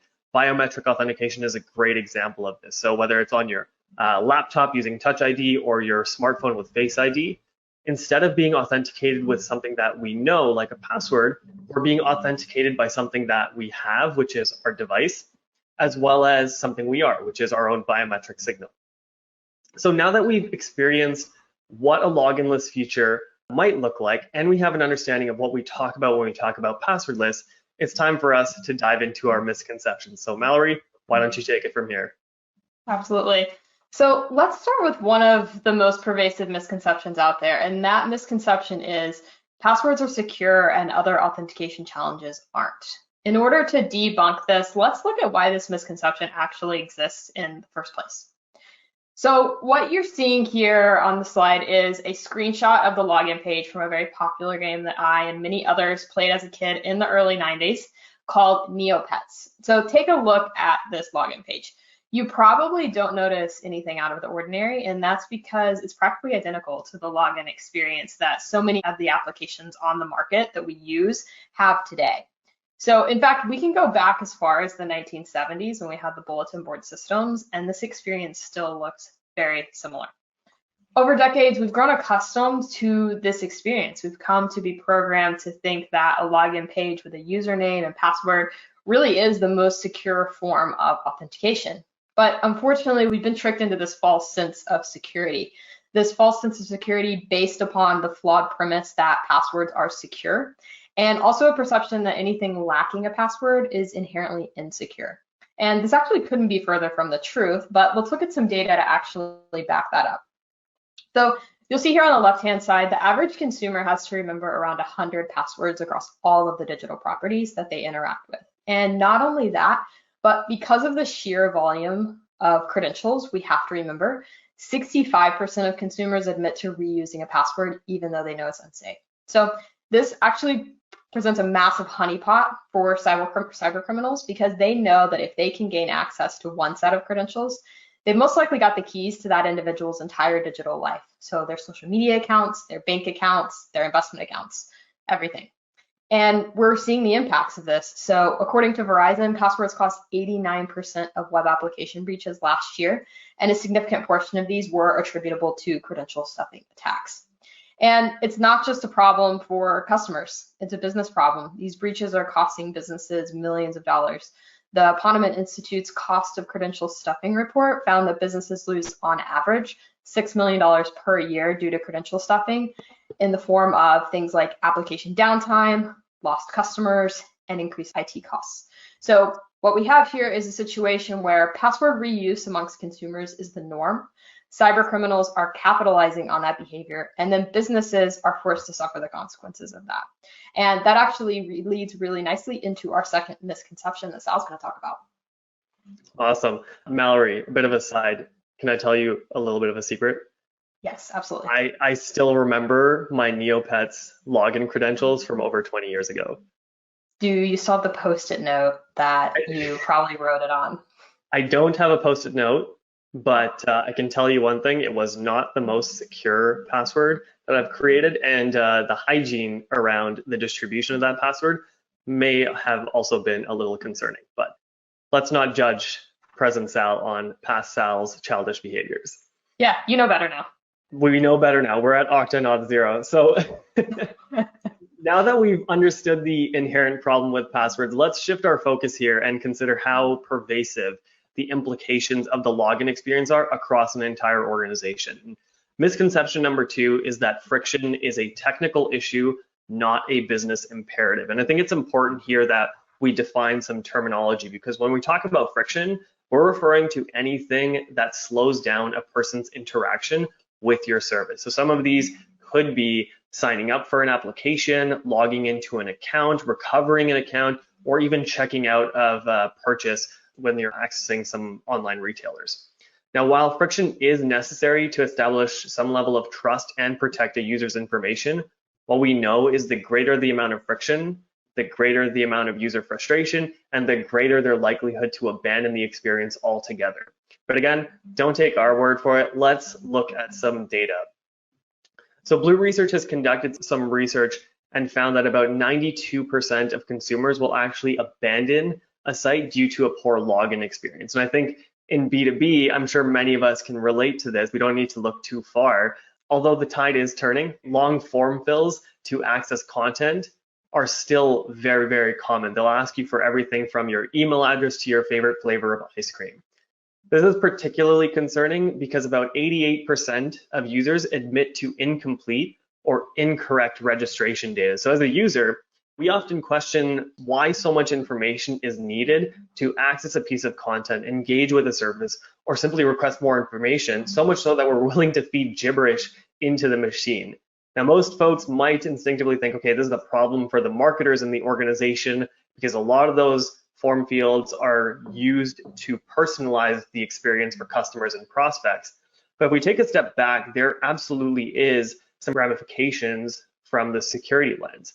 All of these factors, things like user behavior, location, other preferences, feed into intelligent authentication flows that can automatically increase or decrease login friction based on that context. And just to drive this point home a little bit further to show how fickle we've really become and how sensitive we are to friction, for every additional second of load time experienced on a website, businesses can see an average drop in conversion rates by about 4.42%.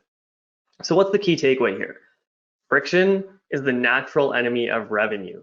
Even the slightest amount of friction can impact conversions and the bottom line of the business. And who within an organization cares about revenue? Spoiler warning, it is everyone.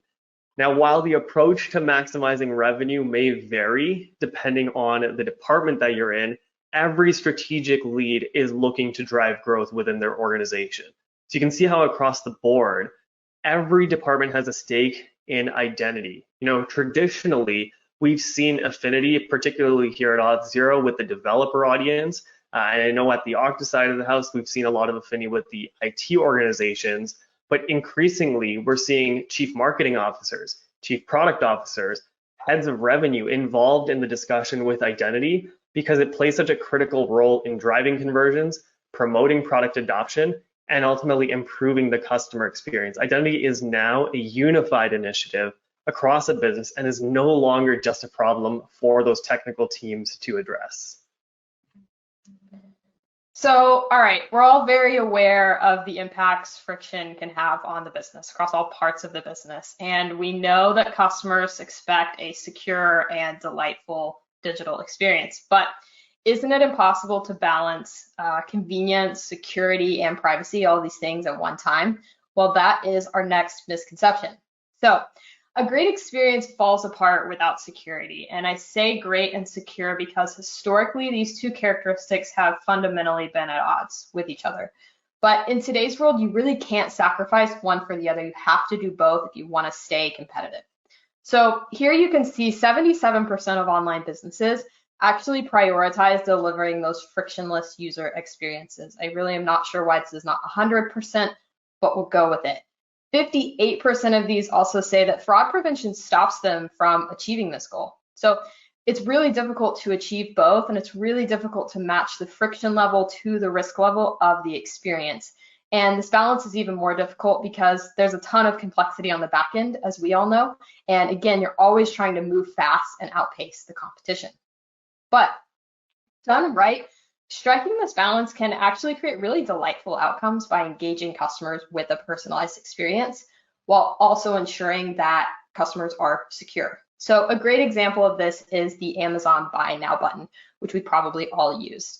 So clearly this button removes barriers to customers by making purchases easier for them with one click. But it can also create issues if the wrong person or a bad actor gets into that Amazon account, and they can easily start making one-click purchases without verifying any information. And this is especially problematic since this Buy Now button is available for some pretty pricey purchases. You can buy things like diamond rings, signed baseballs, and even chandeliers that can cost upwards of $100,000 with one click. So this is where security comes in, right? You can use identity context like the device, the IP address, location information, all of that context to create an intelligent and secure experience for the customer. And in the past, companies have been forced to make trade-offs between customer experience and security and privacy. But as we saw on the previous slide, it's entirely possible to strike a balance here. And what's more, it's actually possible to create delightful, secure experiences and not just some mediocre experiences that are secure. But all of this might seem pretty daunting to you right about now. So I think we have another misconception for that, actually. And I'll take that as my cue. Thanks, Mallory. So we've spoken at length about the problem with passwords. We've identified how important identity is to everyone within an organization due to the role it plays in minimizing friction. And we just debunked the trade-off between security, privacy, and convenience. So now let's talk about how organizations today can start to take advantage of the building blocks to loginless and be ahead of the game. There's this fairly common perception, even amongst those who recognize the inevitability of a loginless future, that there isn't much that can be done today to move in that direction. This misconception often leads to missed opportunities as organizations wait for some type of a perfect solution to appear before them before they take any of those intermediate steps. The truth is, right, you can get started today on your journey to loginless by embracing passwordless authentication. Now, the first step that you can take is simply just to rethink the traditional login experience. At the top of this webinar, Mallory talked about how ubiquitous passwords have become with the authentication experience. But what if we made a slight adjustment just by avoiding the default password challenge and instead initiated the authentication flow with an identifier first approach? Now, in this new paradigm, we start by asking the user for their identifier upfront. This could be their email address, a username, a phone number, and from there, the user can then select one of several options for verifying their identity. And this puts them in the driver's seat to select the challenge that is most convenient for them next to the other options that are, ultimately going to provide a better experience, like biometric authentication. This is how you can gradually change that user behavior. So in this sense, we're bypassing that false perception that we mentioned earlier in this webinar and gradually changing that user behavior while importantly maintaining users' trust. I mean, a key theme here is we do want to maintain that trust while we're changing behavior. I mean, though it's not passwordless authentication, two additional approaches that businesses can implement to, quote unquote, rewire the traditional authentication experience and take that first step towards passwordless is by implementing either progressive profiling or guest checkout. And these are particularly applicable for those of you in the B2C space or in the retail space. So let's talk about each one of them a little bit briefly. Progressive profiling is essentially a process used to collect information about your users over time as they engage with your website or your application. So you can gather detailed user information only when it's relevant to that customer's activities. Progressive profiling also enhances the user experience by not asking them too many questions up front. And we have data that shows that it can actually increase your conversion rates by as much as 20% due to the reduction in sign-up time. Now with guest checkout, I'm sure this is something that we've all experienced, particularly over the past 2 years as e-commerce has been booming. It just means that customers are able to make purchases without having to create an account altogether. So again, you're building that trust by delivering value to your customers before actually requiring them to give up any of their information via the account creation process. All right, so building trust is one thing, right? But going passwordless is really quite another. So we know that a loginless future sounds really exciting, and we know that one of the steps to get there is going passwordless. But even that idea of going passwordless can, again, seem incredibly intimidating. And that's our next misconception, is that it's just too hard to go passwordless. But what if we told you that there are a few steps that you can take today to start your passwordless journey? We've talked about a few of the options, but let's look at some of them in a little bit more detail. So first up is biometrics. So biometrics take authentication a step further, and they use a person's physical or behavioral characteristics to verify that they are who they say they are. So you're likely already familiar with Face ID or Touch ID, And in a study conducted by Visa, 70% of consumers believe that using biometrics is easier than using passwords or PINs. And since biometrics are harder for hackers to hack, it's a great way to balance that frictionless customer experience with scalable security that we've been talking about. Intelligent login is another step you can take on your passwordless journey. So intelligent login involves using all of that context and the threat insights that we talked about earlier to detect suspicious logins. So things like, again, device, IP address, location, impossible travel patterns, all of that. And when a suspicious login is detected based on that context, a good identity solution like Okta Not Zero can step up or step down that authentication process, requiring a more secure authentication method or even an additional layer of authentication when needed. And then last up, we've got security keys. So security keys are the strongest practical authenticator that we have out there today. So they're really simple to understand, they're durable and portable, and they can work cross-platform and can be used on any number of websites that support them. And while most folks might think just of external security keys that plug into a USB port, so things like a YubiKey, these don't have to be external security keys. They can be built into devices like phones and laptops. So think of things like the touch bar on your Mac or Windows Hello on a PC. And implementing things like biometrics and intelligent login, progressive profiling is easier said than done, right? Especially when you're building auth yourself or you're using a legacy identity solution.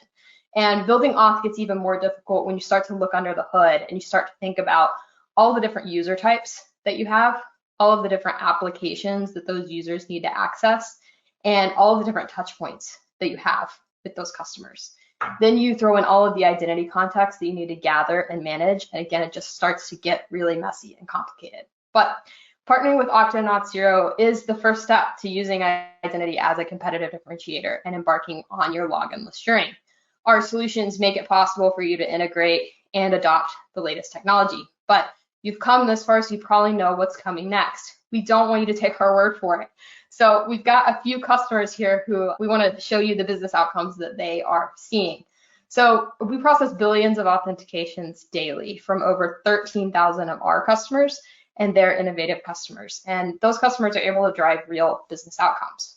So first up, you'll see here Arduino. They're an open source hardware, software, and content platform. And they have a worldwide community of around 2 million active users. So scale is really table stakes for these folks. And they told us that they were able to increase user conversions 3x just by simplifying logins and decreasing the time to login. Crate & Barrel told us that they saw a 16% increase in customers signing in versus checking out as a guest. And this is really important because when customers create accounts with Crate & Barrel, they're able to engage with their customers in a more meaningful way and provide a more personalized experience. And then third, we have Flow. So for those that might not be familiar, Flow is a women's health app. They have over 167 million users that have downloaded the app globally, and they have about 38 million monthly active users. So again, we're talking about scale. It's table stakes here. And with the high competition that they have in the health and fitness domain, they need to be able to pursue new customer-facing opportunities really quickly. And they didn't want to have to worry about auth bogging them down. So they decided to purchase an authentication solution instead of redesigning their in-house identity solution. As a result, they were able to increase their signups by more than 12x, and they saw a significant reduction in churn during the customer onboarding experience. So even though you'll notice these stats really focus a lot on conversions, we all know that with most businesses, those increases in conversions have a direct impact on revenue, which, as Sal talked about earlier, impacts everyone across the business. So looking at identity as being core to that customer experience and building trust is really important. I love these customer stories so much. Wow. So we're at the tail end of this webinar now, and we've spoken at length about the digital customer experience and how it can have a meaningful impact on your business and growth. And I think this quote from Forrester really drives that point home. And I'll quote, "Most IT organizations at Fortune 500 companies don't have the right operational models to build and deliver next generation digital experiences. Every year, these organizations run projects akin to large cargo ships carrying heavy loads on transoceanic journeys. What they really need are speedboats that can cut through the waves." According to experts like Forrester, Customer identity is the foundation for great, secure customer experiences that can help quickly secure and provide you with quick wins that are going to deliver meaningful outcomes to your customers. Traditional identity and access management solutions just don't give enterprises the agility and flexibility that they need to execute on these types of next generation login experiences. So to wrap things up, we talked about the common misconceptions around passwordless authentication. So for starters, even though passwords are ubiquitous with the login box, they aren't the most secure form of authentication and are resulting in password reuse, breaches, and friction to users. Challenging the status quo and rethinking the authentication experience can help businesses provide seamless, yet highly secure digital experiences to their users. One way to take that first step is by embracing passwordless authentication. Options like biometric authentication using WebAuthn simultaneously improve security, privacy, and convenience, and can be gradually adopted with an identifier-first approach. And finally, solutions like Okta and Auth0 are here to help. Our company has thousands of people working on identity and access management so that your teams can focus on delivering on your unique value proposition. Incorporating cutting-edge identity technology can be done out of the box with either of our two solutions. And with that, we reach the conclusion of our session. Oh man, thank you, Nabil, and to Mallory for joining as well. What an awesome presentation. I agree. I love those user stories. I love the points around friction. I think we got a few high fives on that from the audience as well. And hey, we also got some high fives on our pop culture references. So high fives for that. I can see that we've already got a lot of questions coming in for you both, which is awesome. And I would really love to keep digging in, but we are a little short on time as we get to the end of our Ecocast here today. So we are going to keep moving along with the presentations, but Nabil, Mallory, and the Okta team are going to be following up with you all, so please do keep those questions coming. And while you're getting those questions in, you can see that I've put that poll up for you. And again, we would really love to get your feedback on any additional resources that you would like to explore from Okta. Like I said, lots of questions coming in for Okta, so please do take a moment and fill out that poll. Make sure that the team is able to follow up with you in the way that is going to be best for you. I also want to remind all of you about the Handouts tab in your audience console. There is a link there for Okta. Click in and download the PDF exploring how you can find the balance between security and customer experience. We've talked about that a lot today. That seems to keep coming up. So clearly this is an important topic. Go download that resource and check it out after the event today. Well, again, a big thank you to everyone who has answered our poll question. Lots of great feedback coming in. I'm giving you all, I'm stretching out my words, giving you all one last second to get in there and answer that poll. But guys, I have to say, it had to happen eventually, and we have now made it to our very last session of the Ecocast today. The good news is, though, that we are going out on a bang. Up next, I am so excited to introduce our last presenter of the day, Mitch Rosen, Senior Director of Solutions Engineering at Keeper Security. Mitch, thank you so much for being our grand finale here on the Ecocast today. The platform is all yours. Well, I greatly appreciate it. And I always say that we like to say best for last. I say that in jest, of course. But we do have a great topic in the way of Keeper Security. And so I'm just going to kind of run through our slides and talk about how Keeper is the best way to protect your enterprises from password-related data breaches and cyber threats.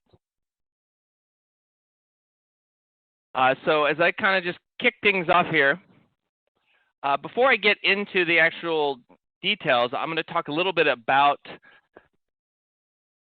who Keeper is as an organization and just kind of run through a little bit about us. Keeper was founded in 2011. We consider ourselves experts in identity and access management, specifically with enterprise password management and privileged access controls. We have a patented password security solution which aids organizations with securing all things related to passwords on mobile devices and computers. We have 4 global offices. Our headquarters are in Chicago. We have our main development in Sacramento, California. We also have a presence in EMEA in Cork, Ireland. And then we also have a support organization in Cebu, Philippines. We currently have over 1.7 million customers in over 120 different countries. And we are the only enterprise password managing solution to be FIPS 142 validated and the only one to be currently listed on the FedRAMP marketplace. So a important statistic here, part of a modern identity and access management strategy would be a solution like Keeper for enterprise password management. And the reason for that is more than 80% of successful data breaches are due to weak or compromised passwords. And so having the right tools in place in order to help mitigate that is going to greatly reduce an organization's risk of password-related breaches. So the core of the problem is really organizations have a lack of visibility and control. They don't know where they have bad passwords. They don't know when passwords are reused. And most of the time it's left into the employees or their workers' hands to manage that. And while every organization has security training and everything, people are just a little more reliant to maybe taking the path of the least resistance, right? Reusing the same password or using a variation of that same password in multiple login areas. And maybe they don't realize that it's too easy to brute force or it's found on the dark web and things of that. And so by not having the right tools in their hands, that gets unseen by the organization. So we really look at this as a failure to protect all the endpoints and credentials and secrets, right? Again, there are many passwords that are used on a routine basis that organizations just aren't really tracking, right? Everything from networks and websites and applications. A lot of organizations may include single sign-on and they feel they're protected, but they're negating to realize that single sign-on only really is protecting those core applications that integrate it with it. And statistically, only about 15 to 20% of applications actually do integrate with single sign-on, which means there's 80% of them that are still leveraging passwords. Another core problem is the inability to ensure that the same level of security for credentials and record sharing is applied both in a hybrid as well as an on-premise work area. And certainly with COVID, we've seen a lot of shifting in terms of security strategies, right? Where it used to be kind of the moat that would protect the organization, right, via a firewall and everyone with VPN in. With people working remotely, it changed things, and suddenly now that level of protection wasn't sufficient for all the number of remote employees. So what should you be looking for when you are tracking on utilizing an enterprise password managing solution? Well, the first thing that we would recommend is making sure that it is a zero knowledge, a zero trust solution, right? And pretty much everybody's familiar with the term zero trust these days. What drives our solution's ability to be zero trust is the fact that we have a zero knowledge architecture. And in essence, that means all the encryption and decryption occurs locally and not in the cloud. So we are a SaaS solution, which means we are always providing that high availability and the redundancy, but also that protection that we never have access to a customer's data because it's being encrypted locally on their devices, which is in their areas, whether that be, again, in their network or from a remote worker. So having a zero-knowledge solution just ensures that only the user that's encrypting the data in their vault has the means to be able to decrypt it. You want to make sure that there is good auditing and certified security controls in the solution. You want to make sure that your encryption algorithms are certified, right? Again, I mentioned we are FIPS 140-2. I believe we're the only ones that have that FIPS 140-2 for a password management solution. And basically what NIST says is if your algorithms aren't certified, then they're not really trusted. And so we definitely value that as a requirement with regards to an enterprise password managing solution. Another thing that we do that differs from a lot of the solutions out there is we'll do record level encryption. So going beyond just encrypting the vault with a single algorithm, AES 256-bit, not only do we encrypt the vault, but we encrypt every single record that gets contained inside the vault. And for us, a record is indicative of a password or a secret or a file or any sort of data that you're placing and you want to secure and or securely disseminate amongst a team, whether it be sharing with an individual or with a team, either a direct record share or sharing that through a shared folder. Having that record level encryption really provides a deeper protection for any sort of malicious activity that potentially could happen. We also do device verification. So every time a user logs into a new device that they haven't logged in before, we're going to go ahead and verify that it is them. We certainly always recommend integration with two-factor authentication. We leverage PKI when it comes to sharing. This occurs in multiple different ways. It happens if you just share directly from one user to another, vault-to-vault share, right? You're going to grab their actual public key. You're going to take the key of the record you're sharing with them and you're going to wrap it with that public key. They receive the key of the record you're sharing. They unwrap it with their private key. Now they have the key to the record that you're sharing, and now they can decrypt and gain access to the data that you've shared with them, right? And that happens anytime there's a vault-to-vault share. We also have a new one-time sharing feature as well, where a user doesn't have to have a keeper vault. And that leverages a PKI as well, but using an elliptical curve cryptographic key pair derived on a per device basis. And that allows them to set a timer on that share. Once the user opens up the share, it binds to that computer. That's the only place they can access that share from. And at the end of the share expiring, they'll no longer have access to it again. And of course, I had mentioned FedRAMP being a very important aspect. Even if your organization doesn't require it to be, FedRAMP approved, knowing that your solution has undergone the requirements to achieve that provides a greater security and a greater protection for the organizations that are using the other data centers that may not be FedRAMP approved, but are still using that same level of security and protocols.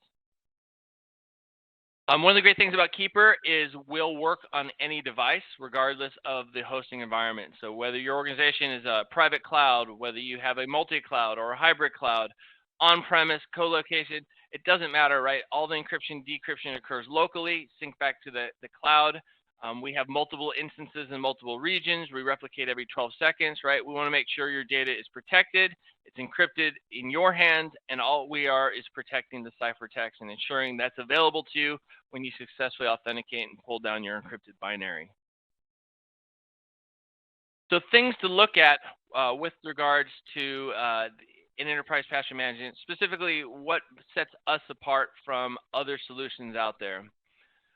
Number one, I would recommend that having a strong administrative console with a strong level of reporting and compliance reporting is going to be absolutely imperative for organizations to implement. The admin console just ensures that your administrators have a secure location to set up the environment, whether that be to integrate with single sign-on platforms, whether it be to integrate with an on-premise Active Directory for provisioning. It's just going to give them that means and that central location to handle that aspect of it. Every single user that gets onboarded with Keeper will have access to their own vault, right? And again, when the user gets onboarded, it's going to create them a unique data key that's unique to them. It's protected through their authentication, either via master password or through single sign-on integration. And whether you're an administrator or a user, everybody has a vault. It's only the administrator users that also have the ability to log into the admin console. And from a reporting standpoint, right, Keeper has some of the most powerful reporting in the industry.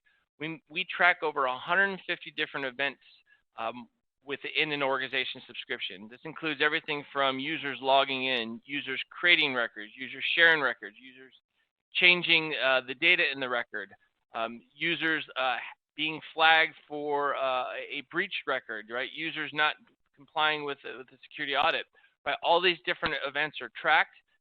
It can be reported on either ad hoc, using, focusing on a specific user or focusing on a specific event. You can set the time frame in which you're pulling this data from to generate that report. More importantly, even than just having the reporting means, which I always like to say is kind of a, it's a knee-jerk reaction, right? Hey, something happened, let's go to the logs and see what happened, right? And it's great to be able to do that, and that's powerful. But to be a little more proactive instead of reactive, part of our advanced reporting and alerts module that you'll find in our administrative console gives you the ability to set specific alerts when they happen, right? If you want to know every time a user gets onboarded your organization, you can have an alert sent. If you want to know every time a user accesses a specific record inside the vault, right? Maybe it's ultra sensitive, like a domain admin or some other privileged account that's being stored there that maybe a handful of people have access to, but nobody really should be using it. You can have an alert go and notify every time that record is opened, yet alone modified. And those alerts can be sent via an SMS text. They can be sent via email. We even can allow you to hook into them using webhooks, so you can send those to Microsoft Teams or to Slack or to ServiceNow or anything else that'll ingest the webhook. And this gives much more proactive response, right? Knowing when something happened at the moment that it happens. And then, of course, since we are tracking 150 different events, why not have those also go to your SIEM? That way you can correlate all those keeper-specific events with all the other events happening within inside your organization and just get a bigger picture as to what's happening. Another thing that makes us a comprehensive solution is the ability to integrate with identity providers, right? I mentioned that before.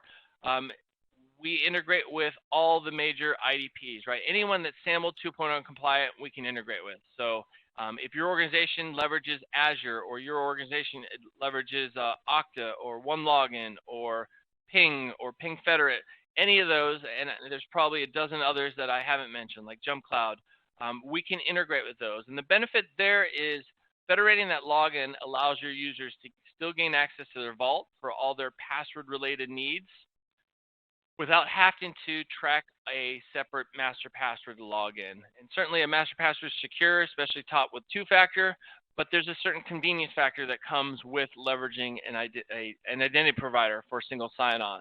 And so you can authenticate to your IDP, which would then give you access to your Keeper Vault, and then you'll use your vault for anything that's not single sign-on related. You can provision access in any architecture, right? As I mentioned before, right? It doesn't matter if you're working remote, if you're on-premise, if you're in the cloud. You'll be having access to your vault where you can store all your credentials and have good password hygiene using strong and unique credentials. And you can provision those in easily and fill them using our browser extension or using our native fill application. To be able to leverage those wherever and whenever you need to. Another benefit that we have within our implementation is we have role-based access so that you can define permissions as to who can do what with inside of the Keeper platform. You can also define enforcement settings, right? You can set specific ways that the vault reacts. Logout timers and password complexity rules and things of that nature that really give administrators and security professionals much more granular controls in terms of how passwords are used within an organization. We even have a feature called the account transfer. This is off by default.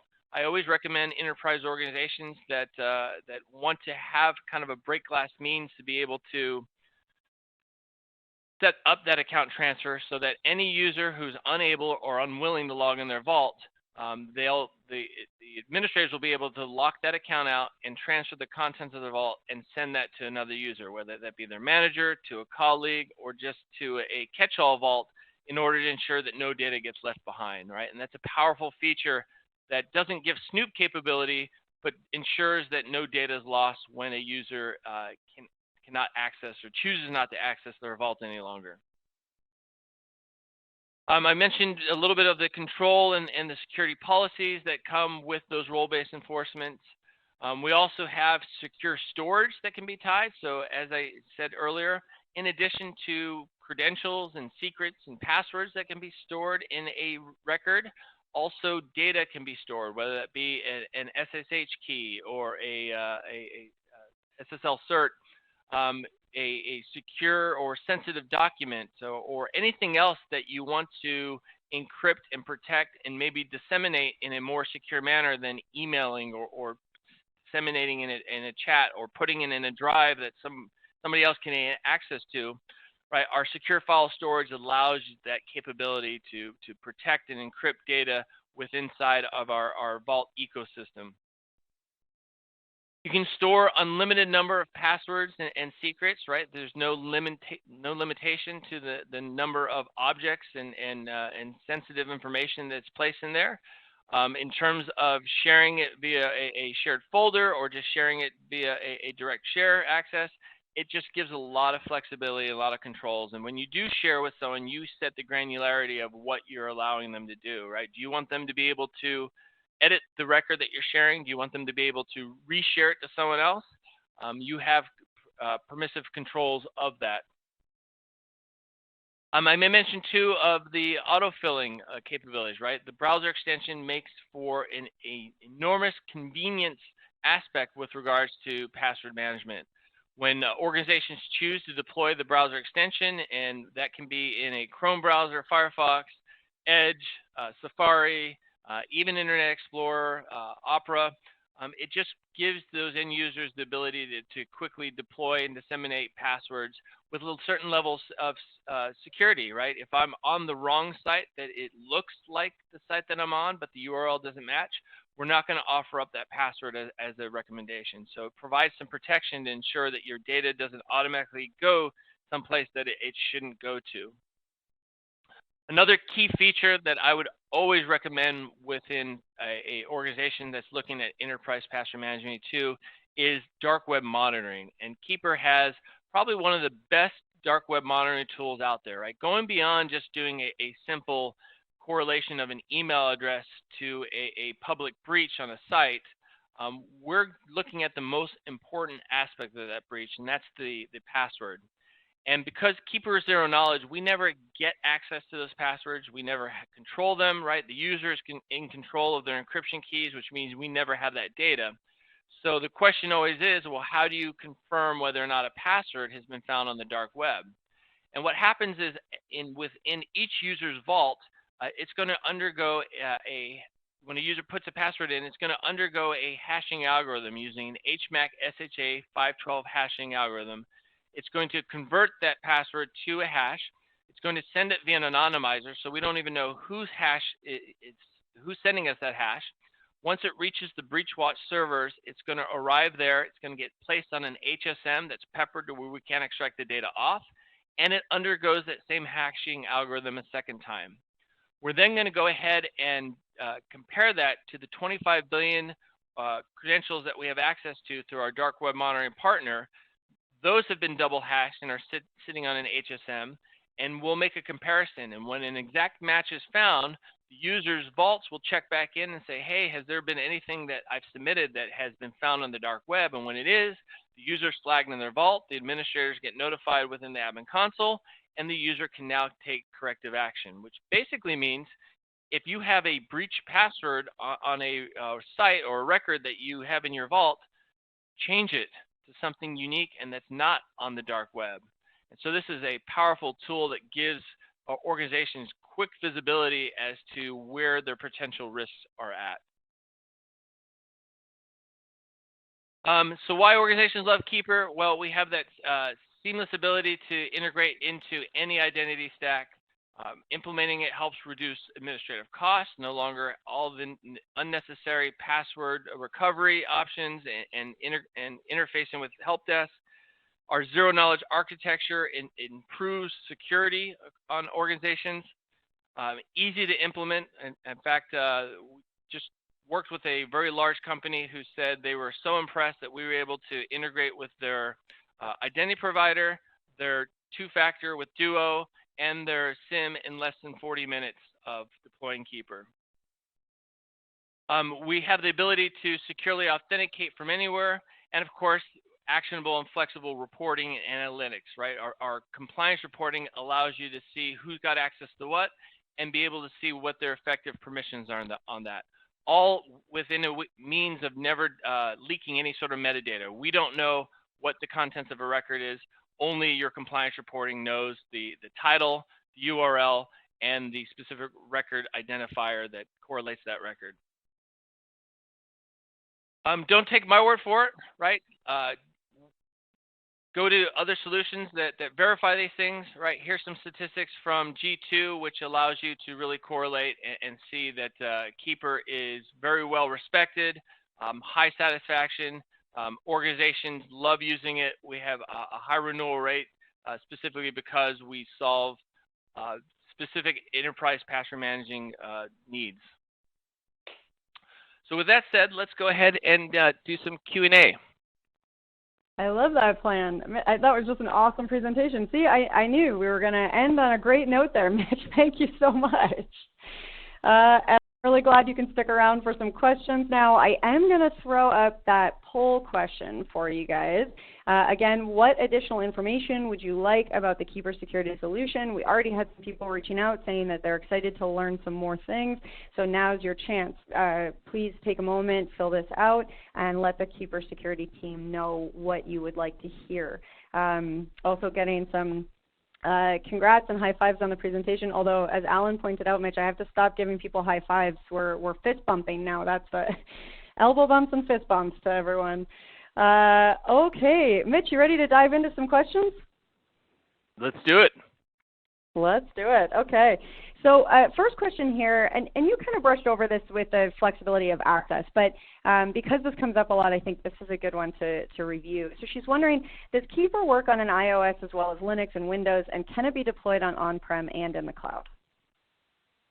Yeah, great question. We definitely work on every platform out there. So whether you're, specifically just wanting to integrate with browsers, right? Chrome, Edge, Firefox, Safari, right? All the likes. Windows, Mac, Linux are all supported, as well as iOS and Android. In fact, when you look in those stores, we have some of the highest ratings and largest number of downloads available. We are, as I mentioned before, a SaaS solution. So there are components that are optionally installed locally on-prem, but by and large, right, we make it very simple with the deployment, right? Nothing is required or needed to be installed on-premise. Awesome. Yeah, loving a good theme of flexibility today, and certainly with Keeper security. Okay, here's a good one. So does Keeper protect more than just logins? And the specific examples they're giving are SSL certs or SSH keys. Yeah, totally. Just like I mentioned in the presentation, you can store pretty much anything inside of a Keeper record, right? And of course, the benefit is not only is the vault encrypted, but each of those records are encrypted. And only the users that you share those records with will have the keys to be able to decrypt it. And so you can store any sort of digital asset in there, whether that be an SSL cert, SSH key, whether it be a sensitive document or anything else, or you just want to put it in your vault and share it to somebody else so that it doesn't land on the network and gain potential extra eyes and visibility in it. Awesome. Yeah. Okay, how about, this comes up a lot with people, especially because we have so many contractors and things out there now. So we have someone wondering about short-term access. So for example, if they need to share credentials with a vendor for just a day or, a shorter period of time. Yeah, totally. That's that one-time access that I just discussed. It really gives organizations now the ability to share a password or even a file with someone who isn't leveraging Keeper, right? It means that they don't have to register and create their own vault to have that public-private key pair to receive a share. Our one-time access will allow a user to disseminate a record giving them access to the data that contained in there, and be able to set how long it's good for, right? Whether it's 1 hour or 24 hours or 1 week or any sort of customized time frame. Again, it binds specifically with that user where they open that link from on their computer. So if you're in a Chrome browser and you launch it, that's where it's binded at. If you go to a Firefox browser, it's not going to allow you to do so because the public-private key was originally set up on that specific Chrome browser. So when we say it binds to the device can be very specific in terms of the application itself. Awesome. I wish we could keep going, Mitch, because we have a lot of great questions still coming in, but we are running short on time. So I want to ask you one last question. If somebody is really excited and amped up to get started with Keeper Security, and I'm sure there's a lot of people out in our audience right now that are, what's their first step? How do they get started? Yeah, totally. So I would navigate to keepersecurity.com. From there, they can look at the different product lines, right? If they want to create a trial, if they want to reach out and have one of our sales professionals ring out to them and get some questions answered, we'll be happy to do so. And we really look at ourselves as a partner more than just a sales force. And so we want to make sure that your security and password needs are getting answered. And that we can provide some solutions to help organizations really tighten up and improve their security. That's awesome. Yeah, and for anyone that's really itching to get started right away, in the handout section, there is a data sheet from Keeper Security that I highly recommend checking out. Lots of really good info, and you can dig in a little bit on some of the stuff that we just heard from Mitch. Yeah, Mitch, thank you so much for being here today, for being our final presentation, and sticking around to answer some questions. It's been a pleasure. Appreciate you having me. All right. Well, folks, we made it. It is time for our very last prize drawing. So our final winner of a $500 Amazon gift card is Joshua Bernal of California. Lots of sunny people today, Hawaii and California. Joshua Bernal of California. Congratulations to Joshua and to all our winners today. That was a reminder: Warren Noguchi of Hawaii, Kimberly Stoll of Missouri, Joshua Bernal of California. You have all won a $500 Amazon gift card. We will be in touch with all three of you about claiming your prizes after the event. We will also be following up with the best question prize winner from each section, so stay tuned for that. And hey, if you're on the event today and you'd like to chat with us about presenting at a future Ecocast or Megacast event, we would love to hear from you. So reach out via email at connect@actualtechmedia.com. And with that, on behalf of the Actual Tech Media team, I want to thank all of our speakers today from Ping Identity, Strong DM, Rubrik, Okta, and Keeper Security for making this event possible. It has just been an incredible day. I hope you've all gotten some interesting insight and strategy solutions for identity governance, protection, and administration. I know I've learned a ton, and I have absolutely loved chatting with all our fascinating speakers and with all of you here today. A special thank you to everyone who attended and asked some of those awesome questions.